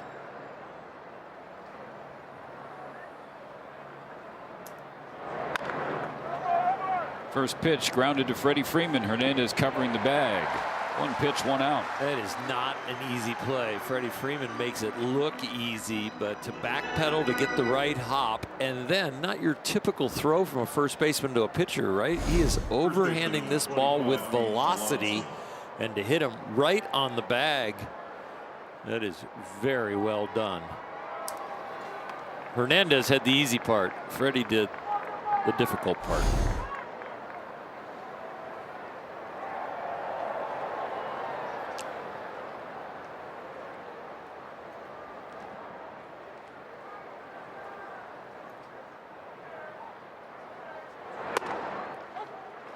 Since Freddie made that out there, we got the assist.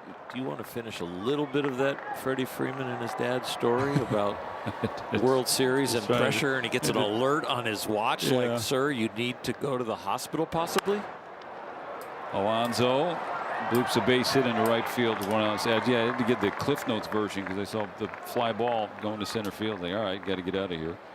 No, it's just, you see it with, regardless of if child is playing professional sports or whatnot, but it's hard for parents to watch their little ones do anything, but especially a sport like baseball, which is a game of failure. It's hard to let your child fail, which is an important thing to do as they grow up.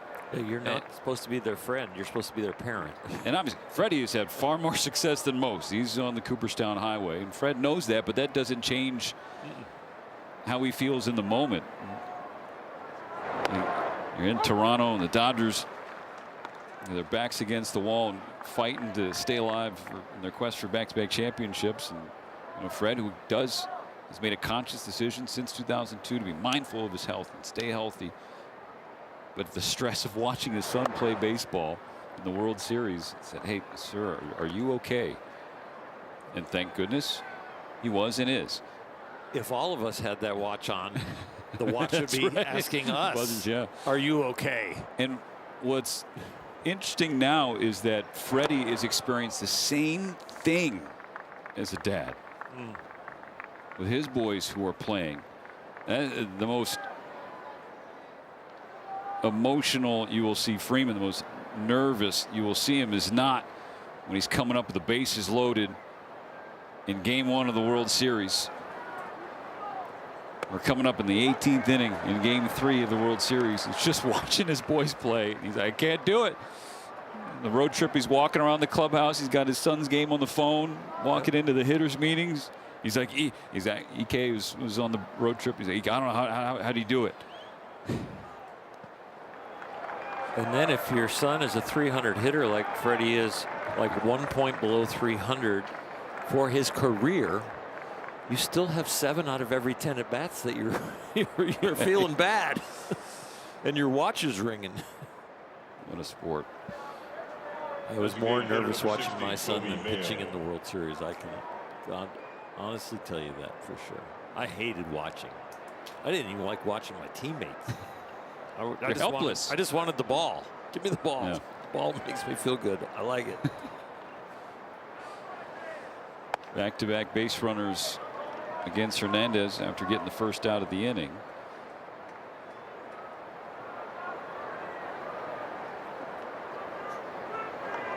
The way things feel right now, can't give up any more. Yeah, they already have the managers run the lead over there at 5. So managers love the 5th run because a grand slam cannot tie the game. So managers run in hand for Baltimore.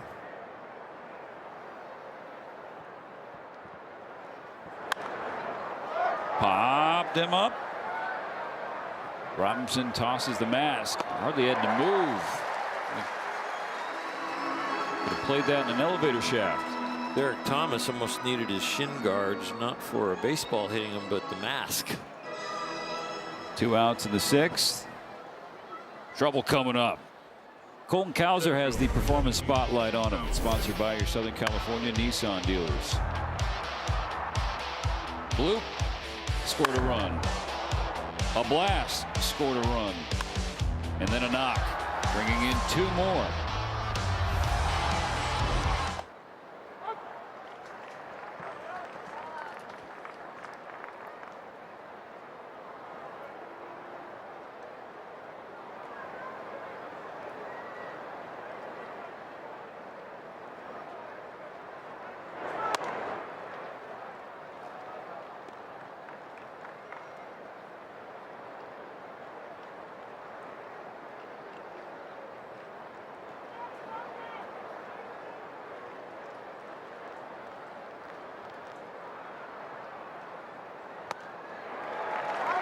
Waves at a slider, strike 2.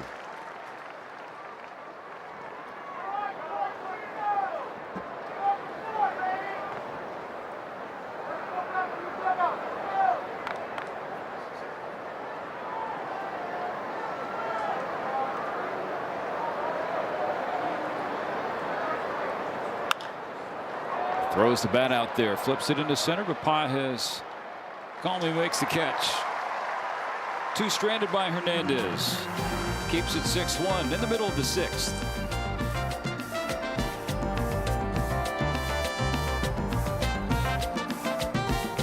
Back-to-back world champion Dodgers baseball on Sportsnet LA, and it's brought to you by your local Kia dealers. Visit Kia.com to discover movement that inspires.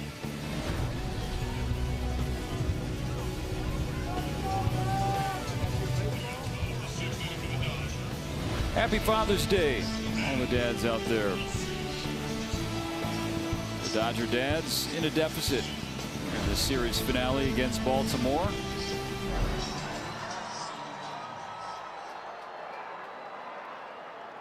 Max Muncy, Kyle Tucker, and Ryan Ward due up. Get into the Oriole bullpen. Muncy swings to the first pitch, is jammed, and pops out to short. 1 pitch, 1 out for the lefty Grant Wolfram.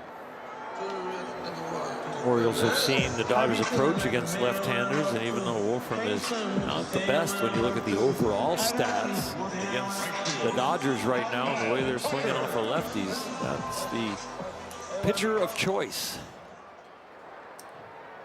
Wolfram pitched last night, threw 3 pitches, recorded 1 out.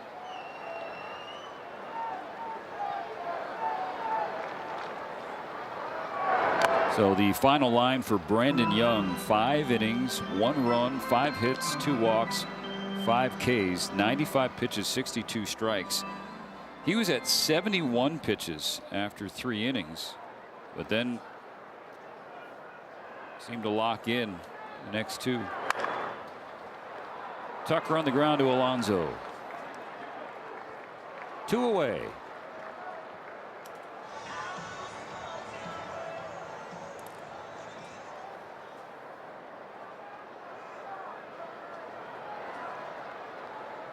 Pinch hitting for Ward, it'll be Alex Call.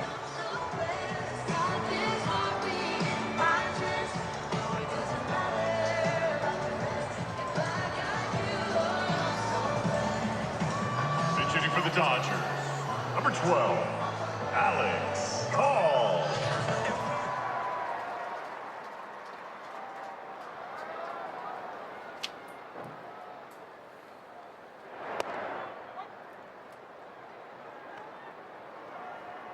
Calls appeared in every game this series. Came off the bench in the opener. Pinch ran for Muncy.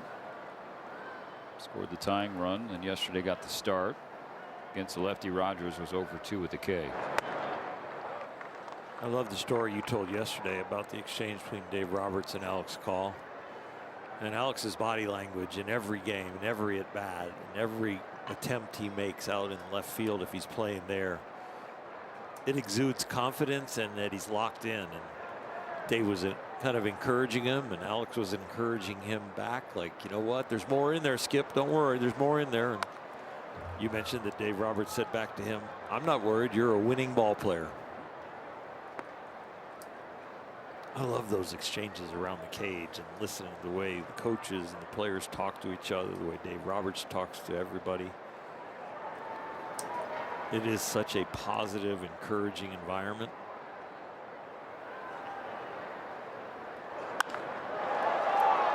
In the air, right center. Cowser handles it. That's a quick 1-2-3 inning for Wolfram. The Dodgers still without any juice on offense.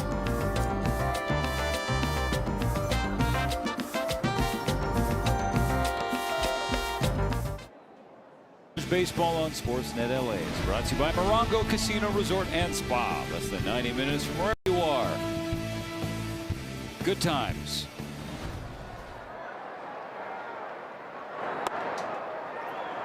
An ungood looking scoreboard. Probably could have put that more eloquently, but 6-1 Baltimore starting the 7th.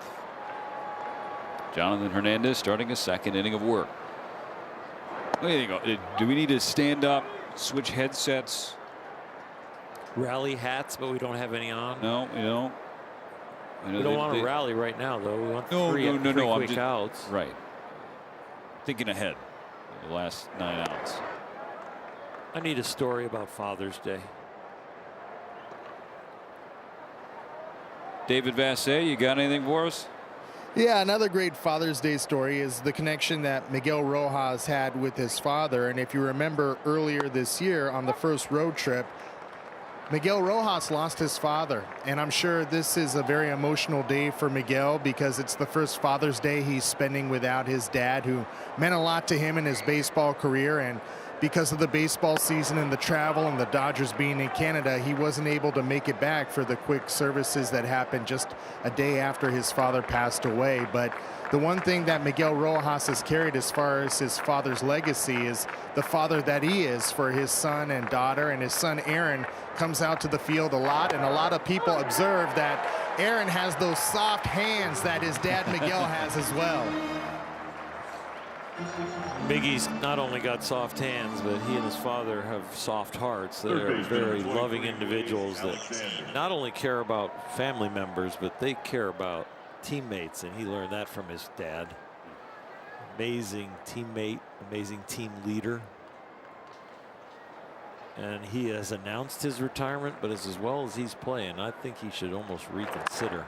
It's been a soft announcement, if we're being honest. Andy Pages is not going to get to this one off the bat of Blaze Alexander. It's a 1-out double.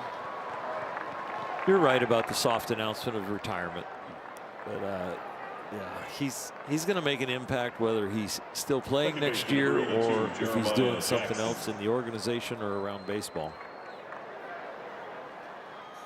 You're not going to find a finer individual.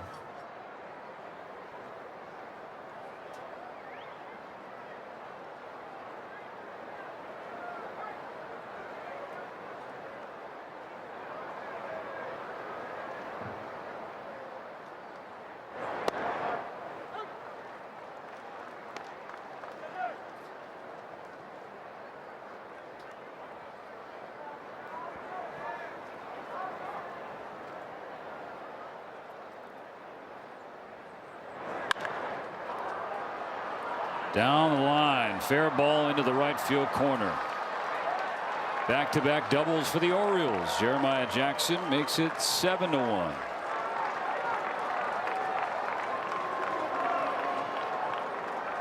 What is it this series with the bottom of Baltimore's order?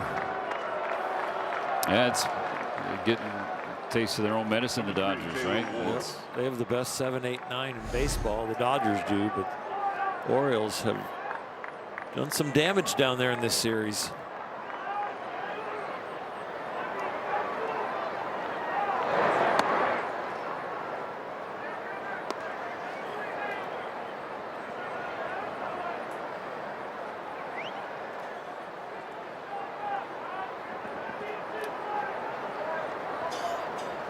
Taylor Ward 2 for 3. A walk.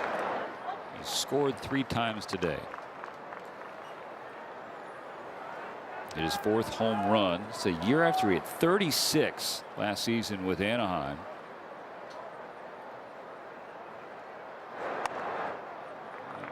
Baltimore, I think, looking for him to swing more. He's taken his walks for sure. He's got 64 of those now. You go to 73 strikeouts. You like that ratio. But the slugging percentage is way down. And this, his free agent year, was traded in a 1-for-1 swap. Grayson Rodriguez going back to the Angels.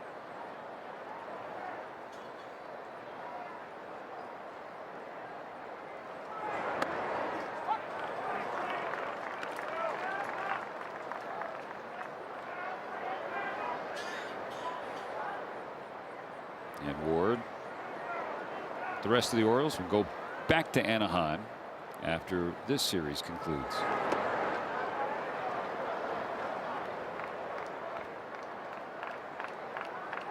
Dodgers will be happy to be done with Ward at the end of today. The last 13 games against the Dodgers, Ward is hitting .375, 18 hits, 9 extra base hits, 7 home runs.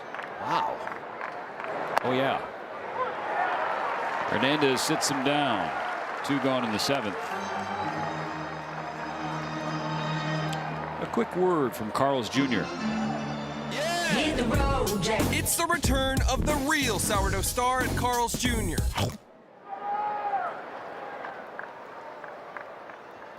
Second strikeout in as many innings for Hernandez.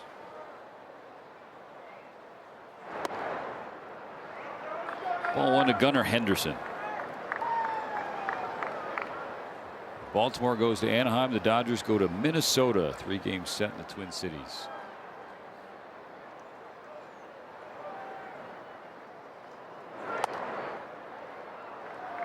It's kind of a monster road trip.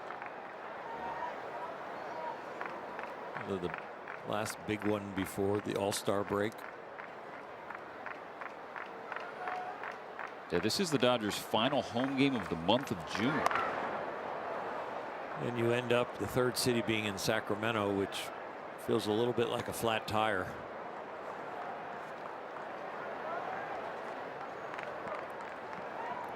Dodgers have a really exciting road trip later when they're New York, Philly, New York. Henderson is being walked intentionally. It's going to be really interesting, and they're on national TV a lot during that road trip. Yeah.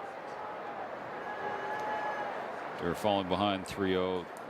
Dodgers put up 4 fingers intentionally, walked Gunnar Henderson. So first and second for Alonso.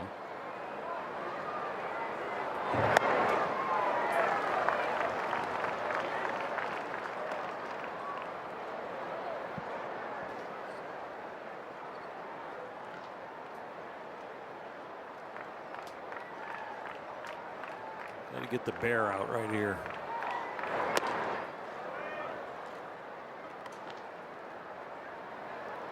Now that he's in Baltimore, he should be like the big crab. I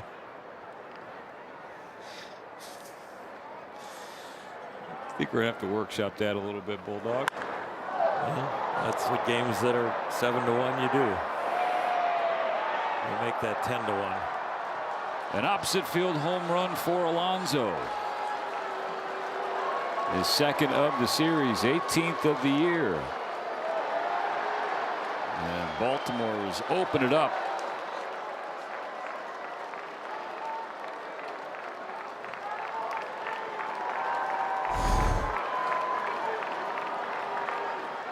There's some oppo pop because he didn't get all of this, but he gets plenty of it for his strength.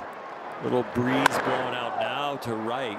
It's been out to left, out to center, and out to right. This keeps changing, but it is a breezy day here at Dodger Stadium. You make the big flags furl, you got some serious wind. Pitching change with 2 outs in the 7th. The base is now empty after Alonso's 3-run shot. The Dodgers down by 9.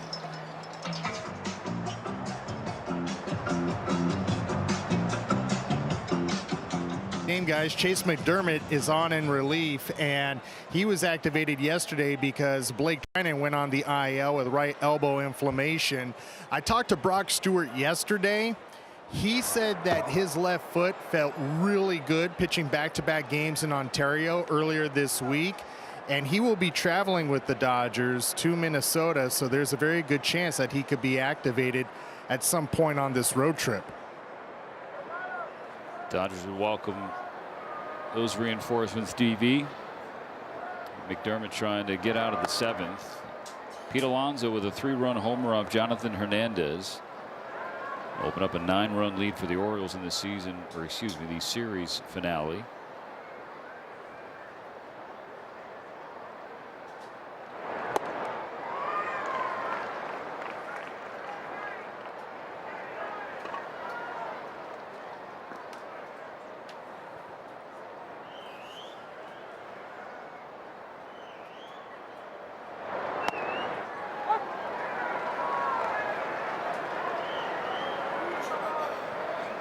'27-year-old McDermott in his second stint with the Dodgers this year.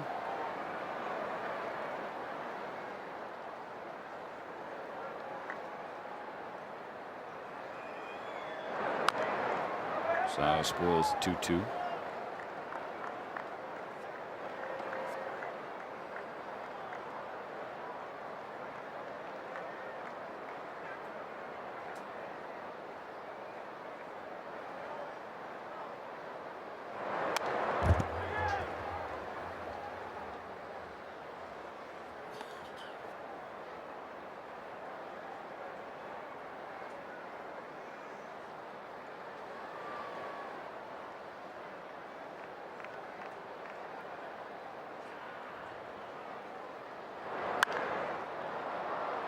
Fly to left. Call camped. Inning over. 7th inning stretch time brought to you by Sit and Sleep, SoCal's most trusted mattress store. 10-1 Baltimore.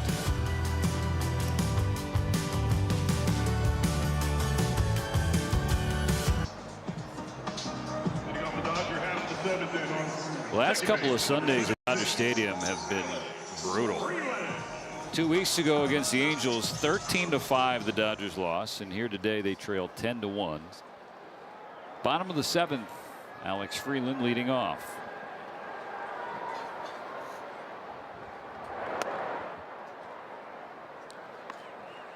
I untucked the shirt. I mean, that's all I got.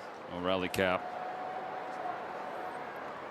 Changes defensively for Baltimore this inning behind Wolfram. Swing and a miss, a ball and a strike now on Freeland. Ciani now in center. That kicks Cowser from center to left. Taylor Ward is out.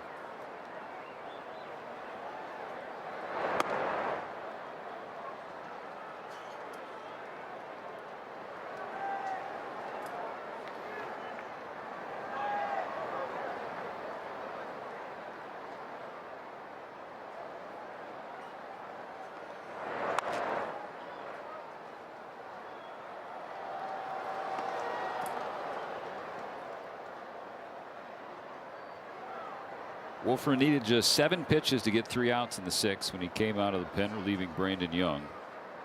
Sitting pretty for another victory.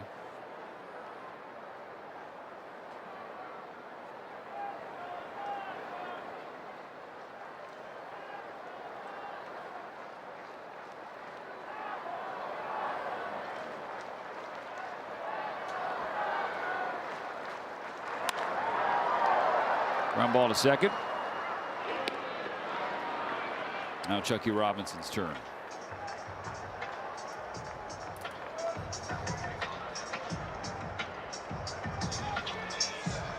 Let's check in with DB once again.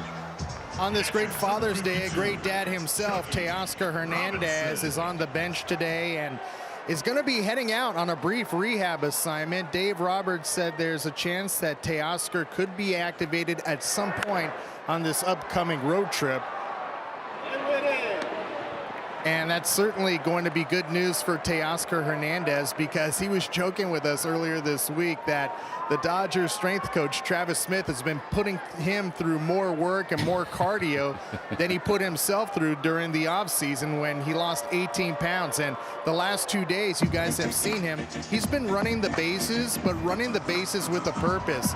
Simulating steals second base, simulating scoring from second base. So it'll be great to get one of the bigger right-handed bats in all of the National League back in this lineup for the Dodgers, maybe as soon as San Diego next weekend. Tommy Edman pinch hitting for Shohei Ohtani, grounds out on the first pitch of the inning. Another 1-2-3 frame. The Dodgers down 10-1.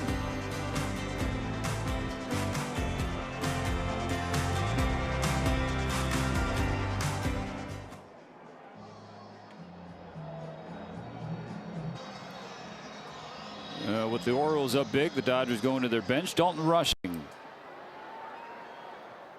now in the field, taking over at first base for Freddie Freeman. Tommy Edman pinch hit for Shohei to get him off his feet. Dalton Rushing over to first base, get Freddie off his feet. It's a mild wave of the white flag for today only. Yeah. Orioles came to play on this Father's Day. The Dodgers not so much. Well, I think they came to play. Well, they are playing. Yeah, execution's a little short. That is a sky-high pop-up. Mookie Betts is just waiting for it to come down. 1 out. Jack in the Box would like a word. Get fired up with my new Hot Ones Munchie Meal with a Sriracha Curly Fry Burger or Buffalo Chicken Tater Melt. Welcome to Jack in the Box. Both teams seem to have gotten the memo to attack early to whatever you can reach. You see that in games like this that turn into blowouts with only a few outs left, and you see it the last couple of games in spring training.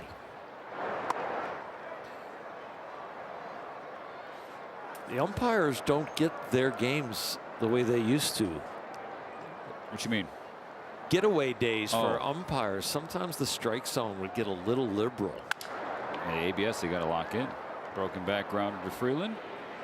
Well, they have to not only lock in, but if they have early commercial plane flights that they're trying to catch, they can't speed the game up. Not to say that ever happened. No. You would never. When the game was on the line, there was a lot of integrity, but in a score like this, you would be told as you come to the plate, swing the bat. Not from your first base coach or third base coach. And not from the catcher. From the umpire. Hey, I just let you know you better swing the bat. Doug Harvey's last game in the big leagues was in Houston. It was a Dodgers-Astros game. Doug Harvey, whose nickname as an umpire, Hall of Fame umpire, believe me. Tavares is going to have extra bases. His nickname was God. Oh, okay. Tavares is looking for 3. And he is going to get it. 2-out triple in the 8th. Doug's last game in the big leagues was under 2 hours. He called every pitch that was thrown, pretty much, if it wasn't swung at, a strike. It could have been 6, 8, 10 inches, a foot outside, and it was a strike. I think we lost 1-0 because our pitcher, I can't remember who it was, but it might have been Pedro Stasio. It might have been, he gave up a home run in like the first inning, and they're like, what were you doing throwing strikes? This guy's going to call everything. And the game ended very quickly. Doug did not stick around for any hoopla. He took his chewing tobacco out of his mouth. He threw it right down onto home plate, splat, turned and walked through the gate behind off into the home sunset. plate. And I ran from the Dodger dugout into the umpire's room and shook his hand and congratulated him on a great career and asked him to sign his umpire's cap, and he gave it to me. How about that? And Doug was a fantastic umpire and he was the crew chief, I think, in the '88 World Series. And so he was respected by all, and he just happened to be part of that crew for a very special year for the Los Angeles Dodgers. And so a lot of us were very close to Doug Harvey, and the way he went about his business, the respect that the game, the respect he had for the game and for the players that played it. And he wasn't a guy that ejected a lot of people at all. He understood the competitive spirit on a big league diamond. Fly ball to left. At the wall and gone. Blaze Alexander continues the Baltimore barrage. 4 home runs on this Father's Day in LA for the O's, who now have a dozen. Hanging breaking ball that actually backs up. And it's a cement mixer that stays on the inner half, and hitters will tell you they love looking at those if they can get the barrel to them. Sometimes they overhang and they jam themselves because they're expected to break, but that one, they figured out how to hit it. Quick shout out to the Diamondbacks for trading Blaze Alexander away. I don't know what his numbers are against the Dodgers, but he liked facing the Dodgers. Let's just, and no matter the uniform, clearly. So now they don't have to see him 15 times. An even dozen. Reminds me of the donuts you brought today for everyone. Yeah, had to bring the sweet for the savory and the tacos. But yeah.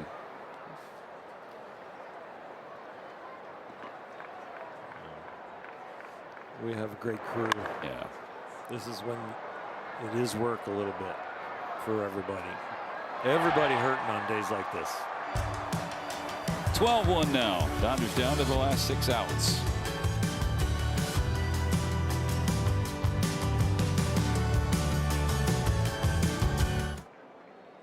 Net Dodgers presented by Mercury Insurance. Back in the studio, Kirsten Watson, Jerry Harrison Jr., and James Aloney. Yeah, ouch. I don't know if Jayer's talking about the game or how his body is feeling after the trip to Rickwood, which looked awesome. Keegan Aiken is now pitching for the Orioles, who lead the Dodgers 12-1.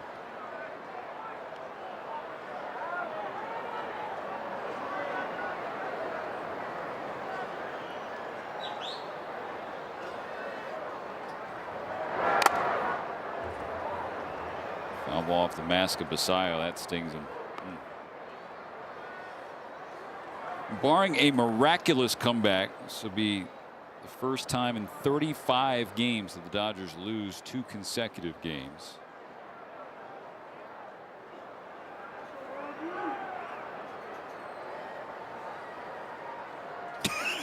That is an amazing shot.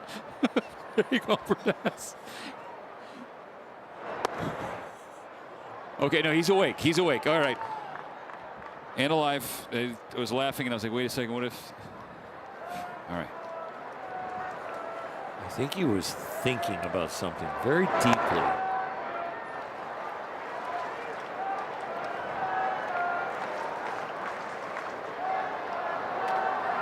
That's, being honest, one of the highlights of the broadcast so far.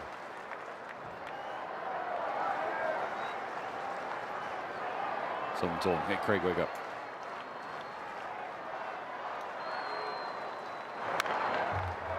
Full count for Pages. And he doubled his last time up. 1 for 3 today. Are we going to see a position player pitch for the Dodgers next half inning?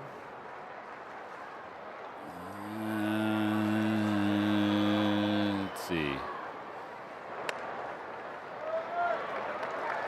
McDermott's at 23 pitches. Yeah, that's true. You probably want to give him the ability to go back out there and turn things around a little bit. And then again, the more steps that Miguel Rojas climbs, you wonder.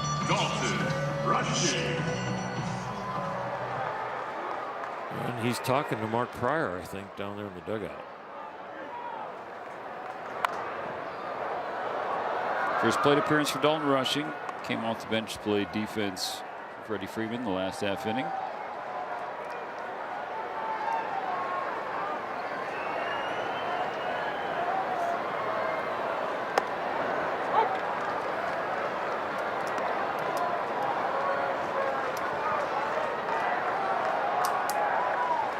It was the one way in the big leagues that they turn a sad day into a little bit of levity when you let the position player go out and pitch a little bit. So early turn the page.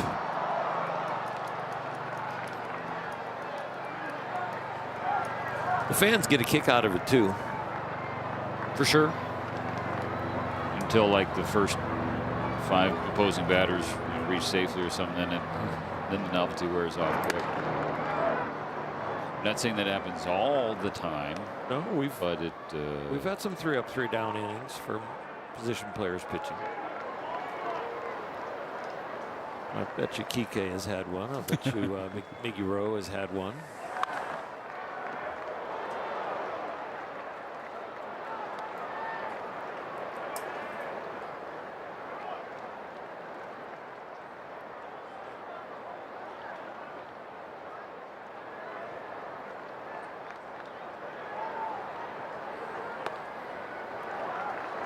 Series a reminder that anything can happen in baseball. You know, bit surprised how this one has played out, given how well the Dodgers have played recently, especially at home. Winning 13 of 16 entering today, and the Orioles, they've been scuffling.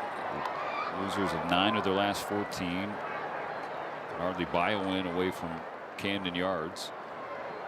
But something that Alvarez has seen is that they have pitched well, specifically the starters, and that trend continued today. Rushing pulls the hands in down the line, but foul.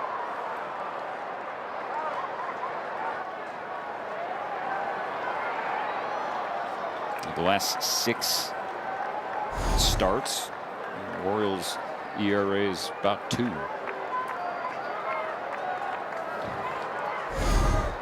Well, everybody usually wins 60 and everybody usually loses 60. It's what you do with the others.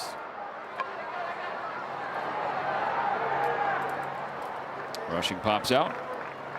It's not only the nature of the game, but it is the culture of how fine it is between winning and losing when you get to the best players in the world and you put them in a league and you put them on the same field, 2 teams, and it can look like it's a mismatch, but it can come out very tight games like the Dodgers have played with all the 1-run games over the last 5 games, and then it can turn into a blowout from the team that you think shouldn't be the one blowing your team out.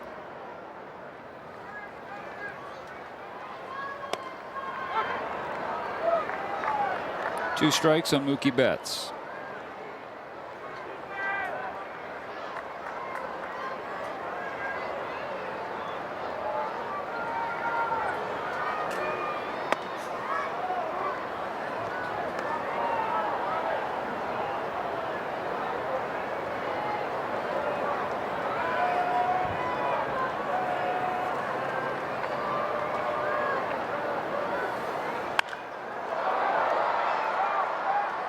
Routine fly ball to left.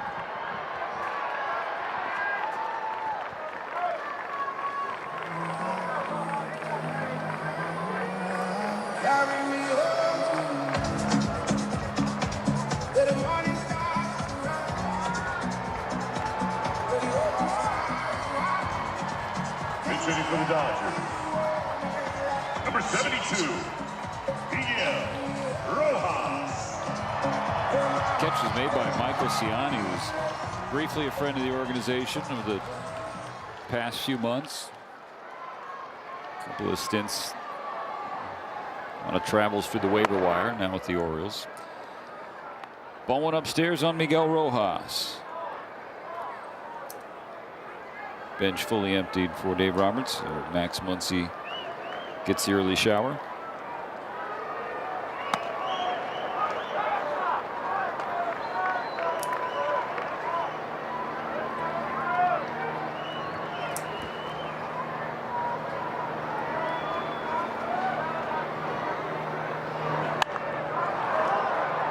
Popped up. Coming down the line, Alexander. The leadoff walk from Pages. He didn't move off first base. At the end of 8 full, the Dodgers down huge.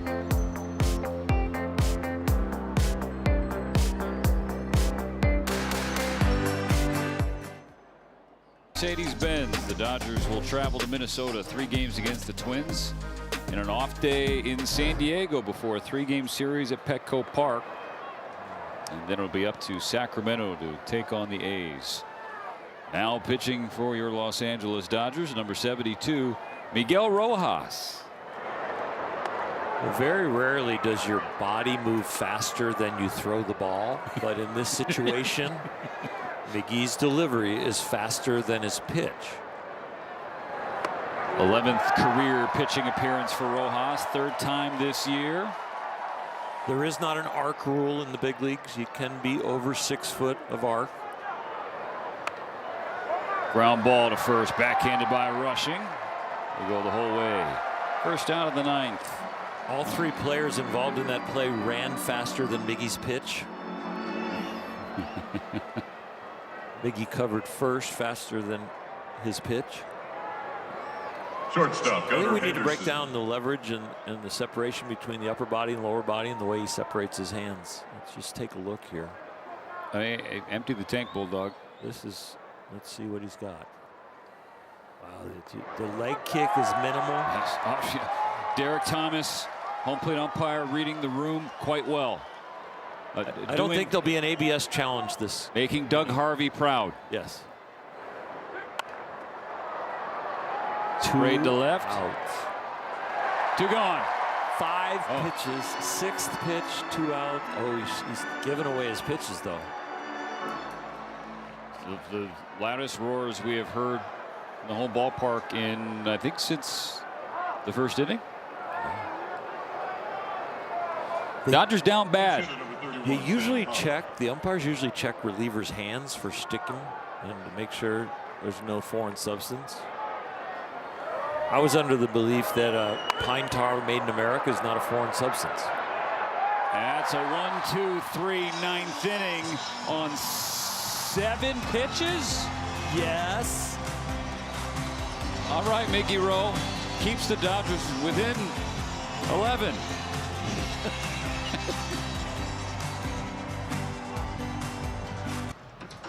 Here we go. Rojas just give the Dodgers some momentum. We'll find out in a matter of seconds. Bottom of the 9th. 3 outs to play with. Even in Little League, this feels like this game is put away. This is just about individual battles now. The game is pretty much over. Yeah, I was saying it half joking, but you said, you know, just trying to create a little bit of a different energy for the trip to Minnesota. Well, Kyle Tucker coming up, you know, make him feel better if he could get a hit right here, especially off a left-hander.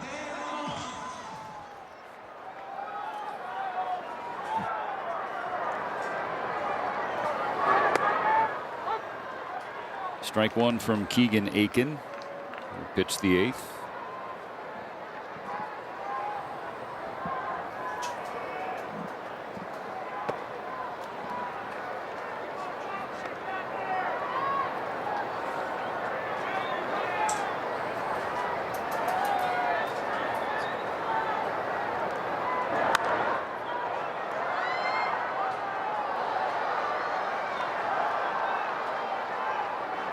In Minnesota, it'll be Eric Lauer, Justin Robleski, and Shohei Ohtani. The scheduled starters for LA against Zebby Matthews, the Twins ace Joe Ryan, and then Connor Prelip.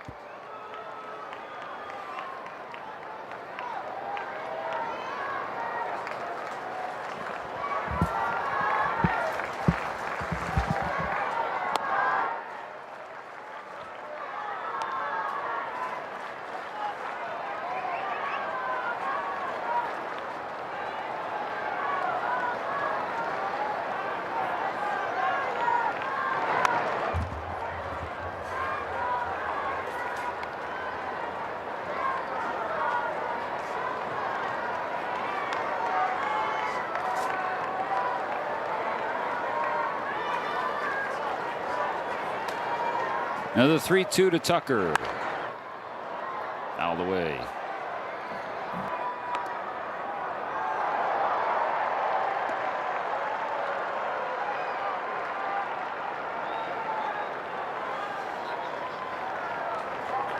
Tucker not throwing away a plate appearance. This is the 8th pitch. Pumped up on the infield. Back-to-back hitless afternoons, or games rather, for Tucker.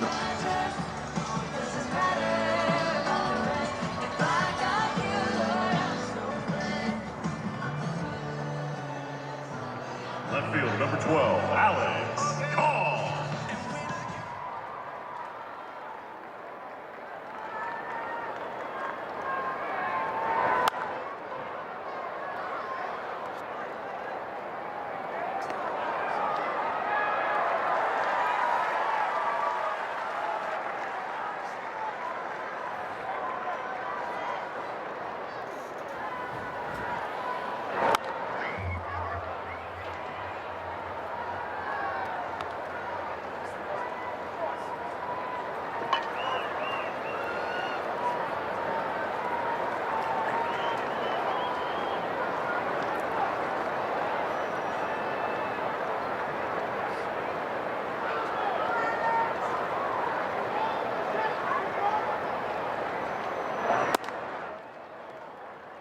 Ball and 2 strikes for Alex Call.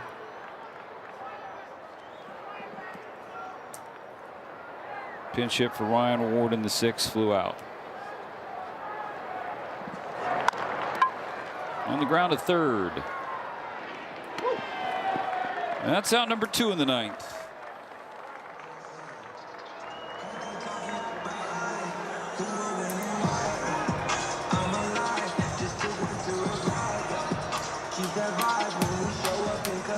Second base, for 76, Alex Freeland.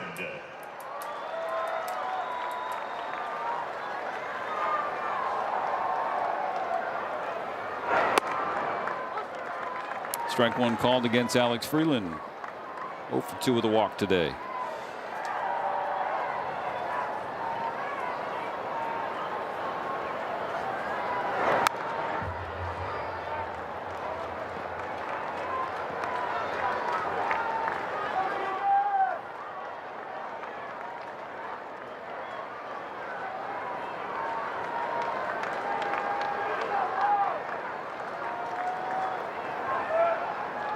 Orioles are going to improve to 5 games below 500. The Dodgers will fall to 20 games above 500.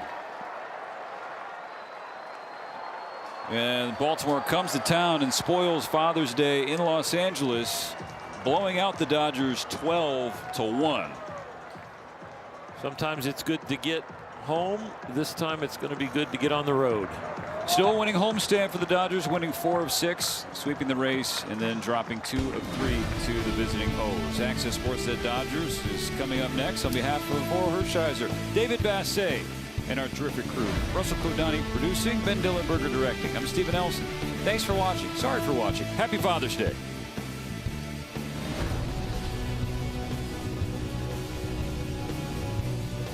Orioles jumped at him early. I mean, 2-0 deficit right off the jump in that first inning. And Emmett Sheehan, we always know when he has that riding fastball command, he's tough to deal with. He just didn't have that pitch today, and really the Orioles took advantage of it. Again, you got to be, I know we're going to use this word, consistent, whether you're on the offensive side or on the pitching side. Here's a changeup, center cut, it's up in the zone. Here, obviously, a little tough luck here, gets in on him, able to flare it over there for an RBI knock. But again, before that, there's traffic. Here, fastball, center cut, driven the other way for a bomb. You know, you got to be able to hit your spots, especially day game at Dodger Stadium. You cannot miss up in the zone, especially middle of the plate. And Emmett Sheehan did that today, and the Orioles took advantage of it. I mean, do I have to talk too much? Steven and Oriole kind of took it off at the end.